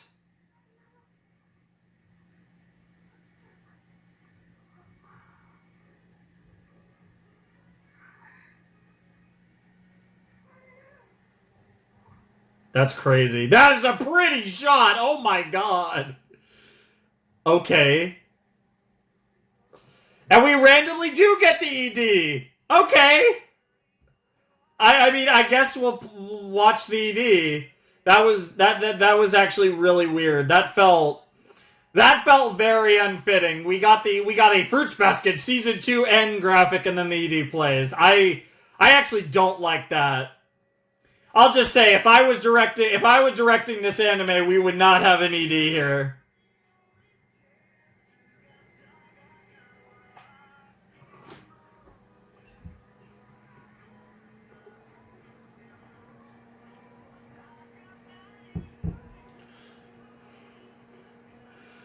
So I guess Akito is the goddess, not the god, as it turns out. Very interesting. I wonder if the god is supposed to be a man. And, I mean, because he was, by all accounts, or she was, by all accounts, portrayed that way in the show, obviously intentionally, so it is kind of one of those situations. Then I wonder how that potentially relates to Akito's issues.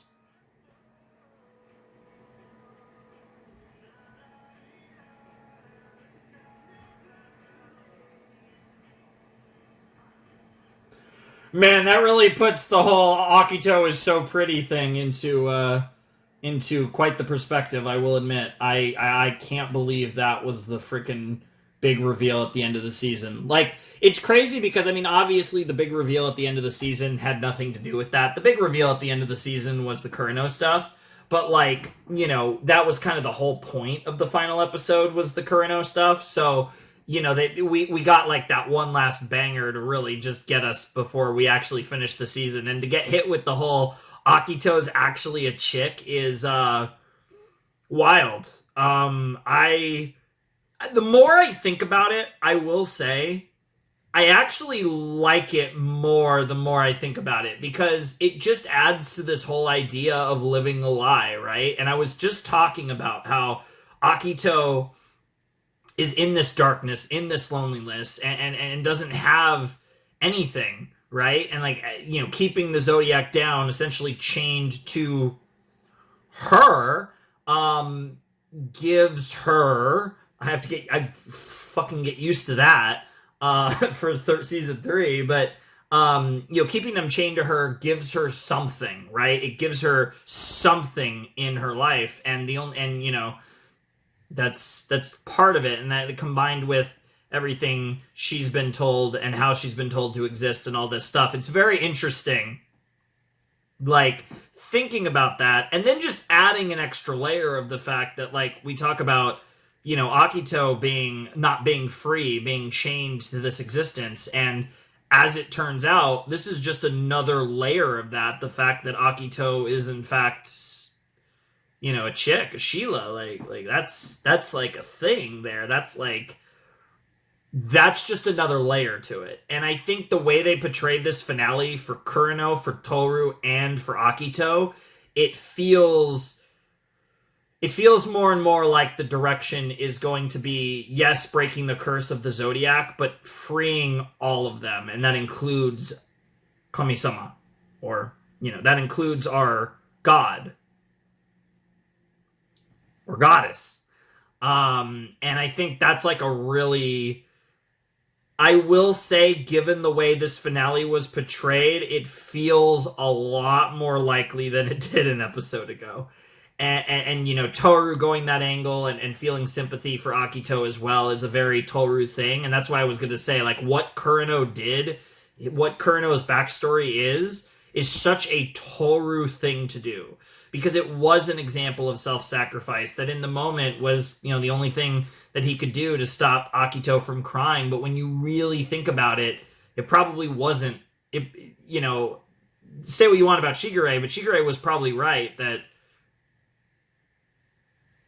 Akito needs to grow and evolve and change as a person. They all do, right? And that is something that, you know, Kureno chose that path to try and help, you know, because he couldn't abandon Akito, but in the process, and to in a way the others as well, but in the process he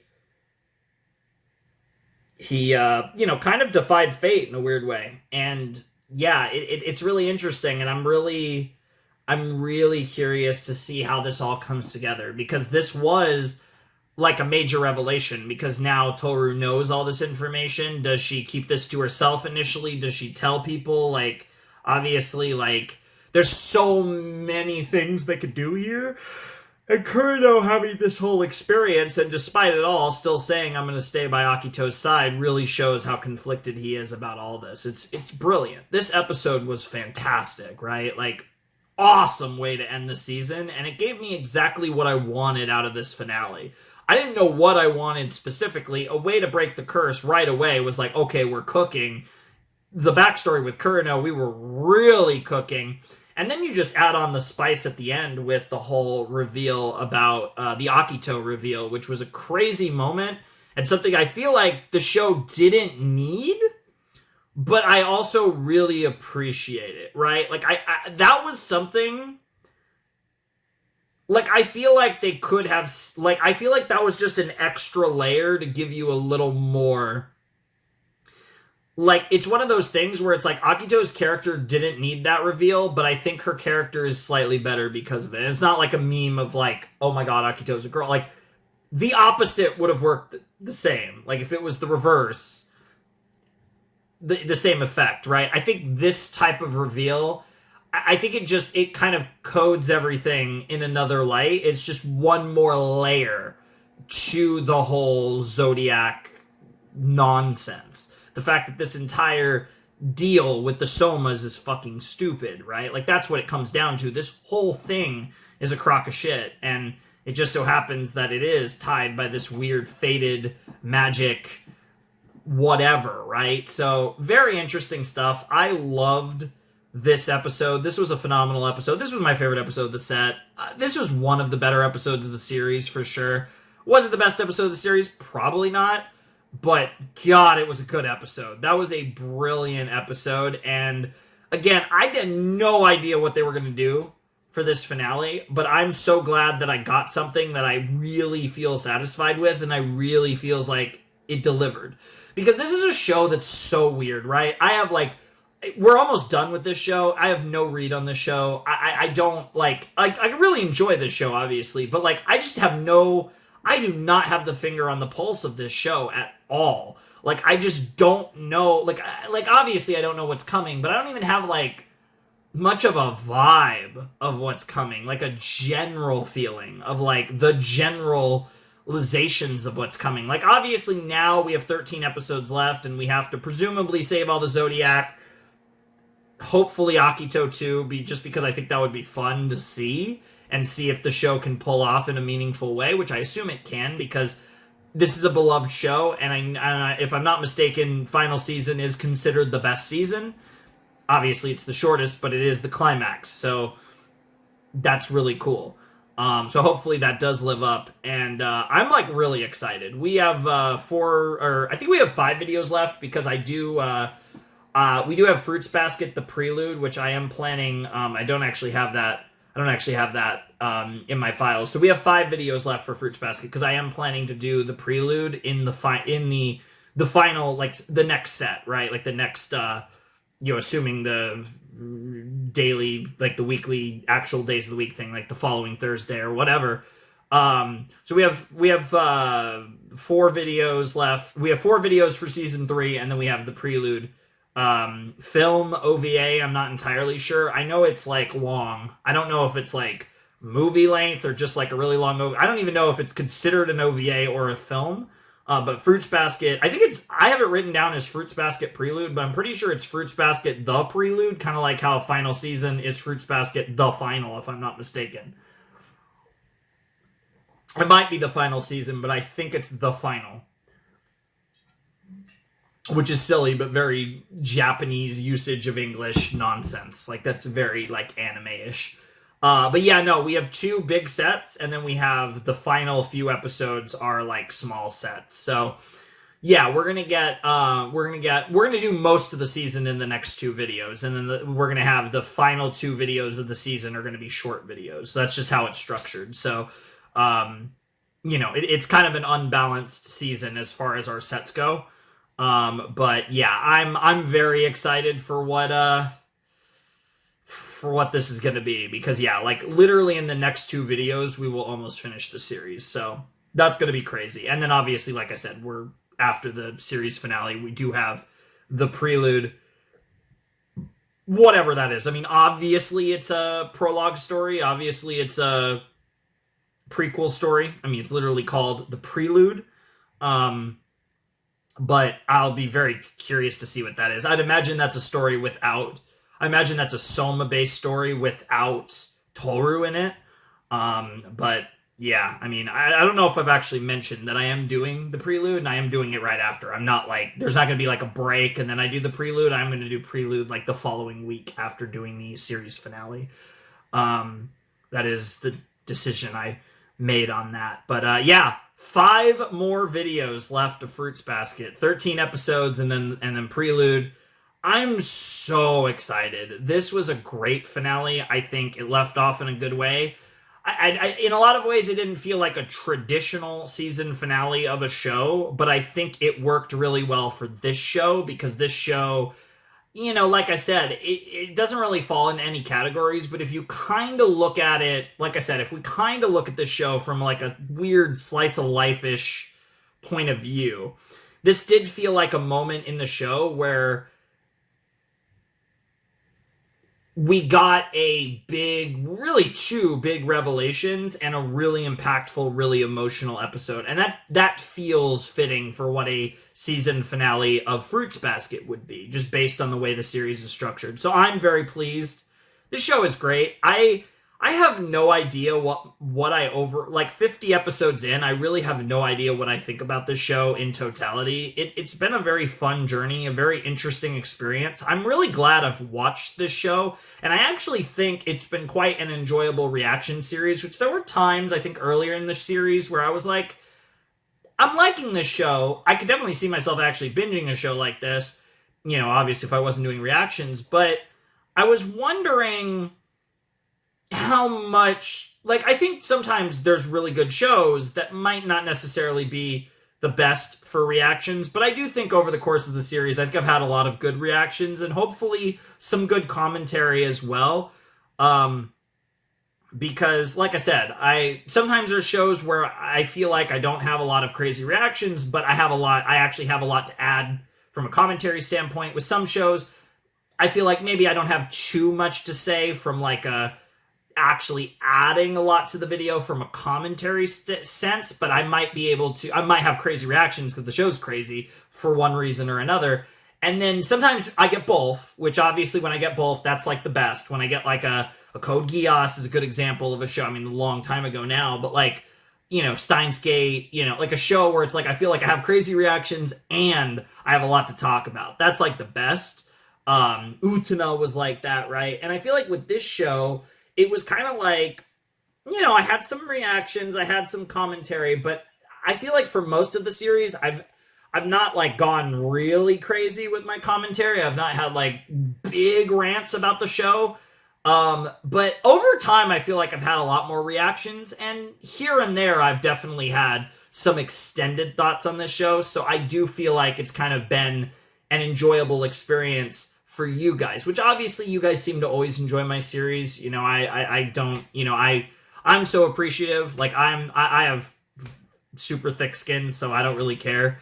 But you guys tend to, for the most part, always have a blast and really enjoy like reliving these series with me pretty much across the board. So, I always think like, oh, this might not, sometimes with certain series, I kind of think like, oh, I don't know, like either I didn't say that, I feel like I didn't say a lot, or maybe just, like I said, sometimes just genuinely a show.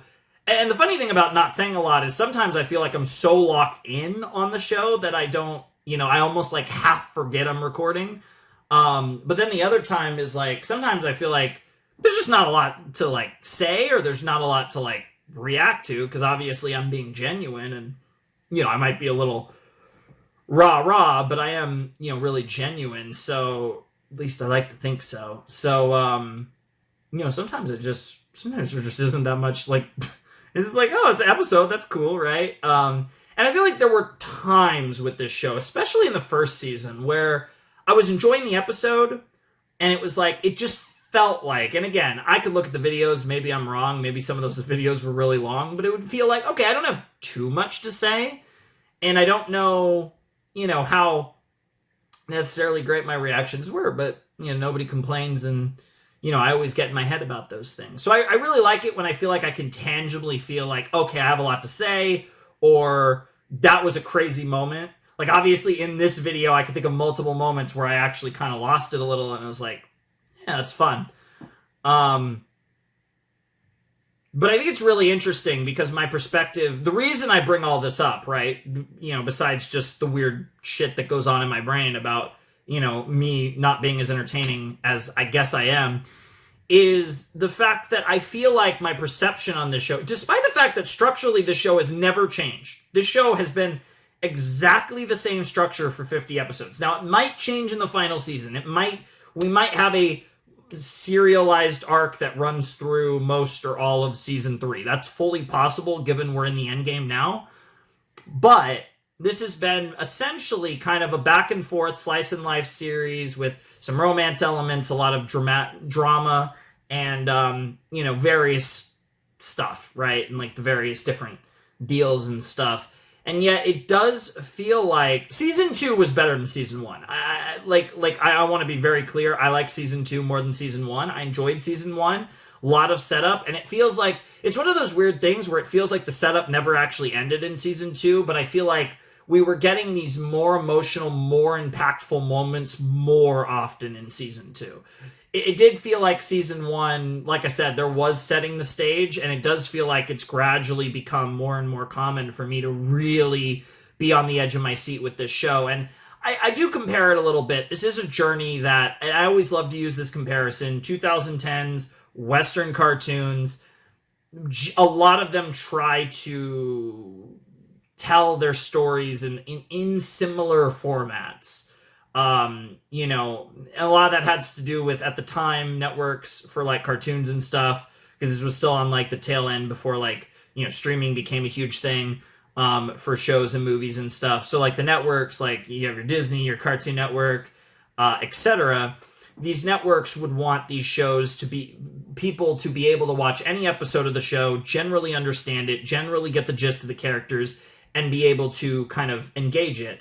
Right? But the creators of these shows wanted to do more longer form storytelling. So there was kind of this middle ground that, became very common in these type of shows where you would have a relatively episodic series with overarching long-term storytelling and narratives in the background that would pop up in certain big episodes, and you'd kind of tell this coherent story over the course of the series while still having a lot of self-contained episodes or episodes with little sprinkles of the big plot of the show, right? And that's kind of one of those things that I feel like Fruits Basket does as well, right? It's obviously not something that's limited to 2010s Western cartoons, but it's something you see as far as animated series go. A lot of anime are serialized, and a lot of the ones that aren't are pure slice of life shows. So you don't, without too much of that anyways, so you don't get a lot of this.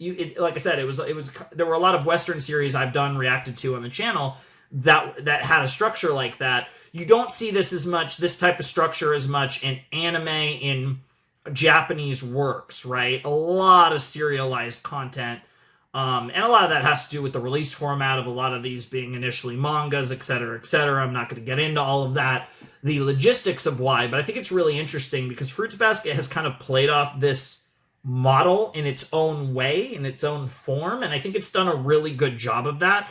I've kind of always waited for a moment where there would be a shift, where we'd kind of leave behind a lot of this and we'd kind of focus on one storyline for an extended period of time. But really, outside of the beach arc, which was 5 episodes, because it was a 5-episode set, I could see the set there. Outside of episodes which would have been 6 to 10 of season 2, I feel like we've never really had that happen. And it's really interesting how the show has kind of maintained its original format while still, giving us a little bit more here and there. But the impactful essence of the characters, I feel, is stronger and stronger as we get deeper in this season. It gets stronger and stronger in almost every episode. And I think one of the greatest examples of this is the Student Council. I can't say enough good things about what Kakeru has done for this story. I think he's one of the most important characters in this show. I think the way that his existence has melded Yuki's tale around it is phenomenal. Obviously, they're still cooking with Machi. That's still in the slow cooker. That's in the crock pot, right? We're waiting for that to come to a boil, whatever. But you have that, and like I think the dynamic of the student council and the fact that the series is committed to it. Because when that happened, I was like, okay, we'll get some scenes here and there. No, they've committed to that as a huge part of the series ever since Yuki made that commitment. And it makes like the characters' decisions feel more impactful, which weirdly enough, as weird as it sounds, the amount of screen time of the student council with Yuki makes a moment like Kurino showing Kurino's decision to stay by Akito's side feel more impactful. You feel the weight of that more because you already have seen in more mundane circumstances the weight of the decisions we make. And I feel like stuff like that, those type of connections are not the type of things that a lot of people put together. But I think whether consciously or subconsciously, you make these connections and emotions rise out of you because of them, and you enjoy the show more. The show hits different, so to speak, more because of that, right? And I feel like and I feel like I don't go on these rants enough because sometimes I just sometimes I just love the show, and I do get in my head sometimes that like, you guys notice these things because I notice them. And that's not necessarily the case. I'm sure some of you do notice these things, but I'm sure some of you don't. And I think, like, it's important to point out, like, these things when I think to point them out, right? Because I have so many thoughts going through my head, and I'm not making a proper review of the series, right? If I had time to write down a script, I could go on and on about any show, right? But in this format, I like to have my raw, unfiltered opinions right out the gate, and a lot of times a lot of these things don't crystallize. I keep thinking about the show, whatever. It's really interesting because I feel like it's worth having this discussion at this point because this show's different than what I expected, and it's different, I guess, because I've again, there's another anime that I've done that I've not finished that is very long, and you guys probably know what it is, that in some ways has a similar structure, but I really do think Fruits Basket has things about it that sets it apart from anything else I've done, and I've really appreciated it. And I think now that I'm getting near the end, and we'll see what season 3 looks like, but I feel like this is a show that I've enjoyed quite a bit throughout, but I feel like my final opinions on it are going to be stronger than my opinions on it at any point throughout the journey. And the ironic thing is that's because of how much I love the journey, not the destination.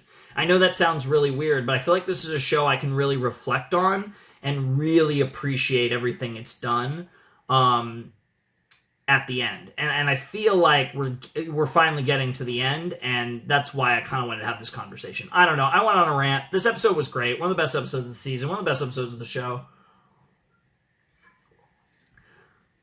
I'm sure most of you didn't even stick around for that, but for those of you who did, hopefully you enjoyed my TED Talk. Hopefully you enjoyed my my ramblings, but I actually think there was some substance in that one. A lot of times I ramble and it's a bunch of nonsense, but I actually think I was cooking there, so hopefully you guys think I was cooking too. But that was great. I love that shit. Awesome. I'm so excited for season 3. It's crazy that we're really close to finishing this show, and it's fun because, like I said, I'm really far ahead of all my other series. Like, at the time you guys see this, I've recorded all of Common Side Effects. I've recorded all of ReZero, like all these other things that are coming out alongside this. I'm either way ahead of or literally finished in some cases. So it's fun with this one where I'm not really recording it ahead of time, where like when you watch this video, I haven't seen any more. So it's like, it's actually kind of, there's something to that. And, you know, I don't know. It's fun where it's like I'm recording the video and you guys are going to actually see my reaction shortly after I record the video, which currently is not really the case for almost anything else I'm doing, so it's there's something fun to that there. But obviously I'm getting ahead of all my stuff, so, you know, sacrifices have to be made. But Fruits Basket's getting to be a little exception where I'm actually recording it close to it coming out. Anyways, I had a blast with this episode. I enjoyed this set a lot. I had a lot of fun. So let's cut it off there because I've been going on and on. Anyways, Flamin' Shark and Fruits Basket second season. Signing out. Hope you have a wonderful, fantastical day, and I'll see you next time with another video, and we'll see you real soon with the final season of Fruits Basket. Thanks for watching. Peace.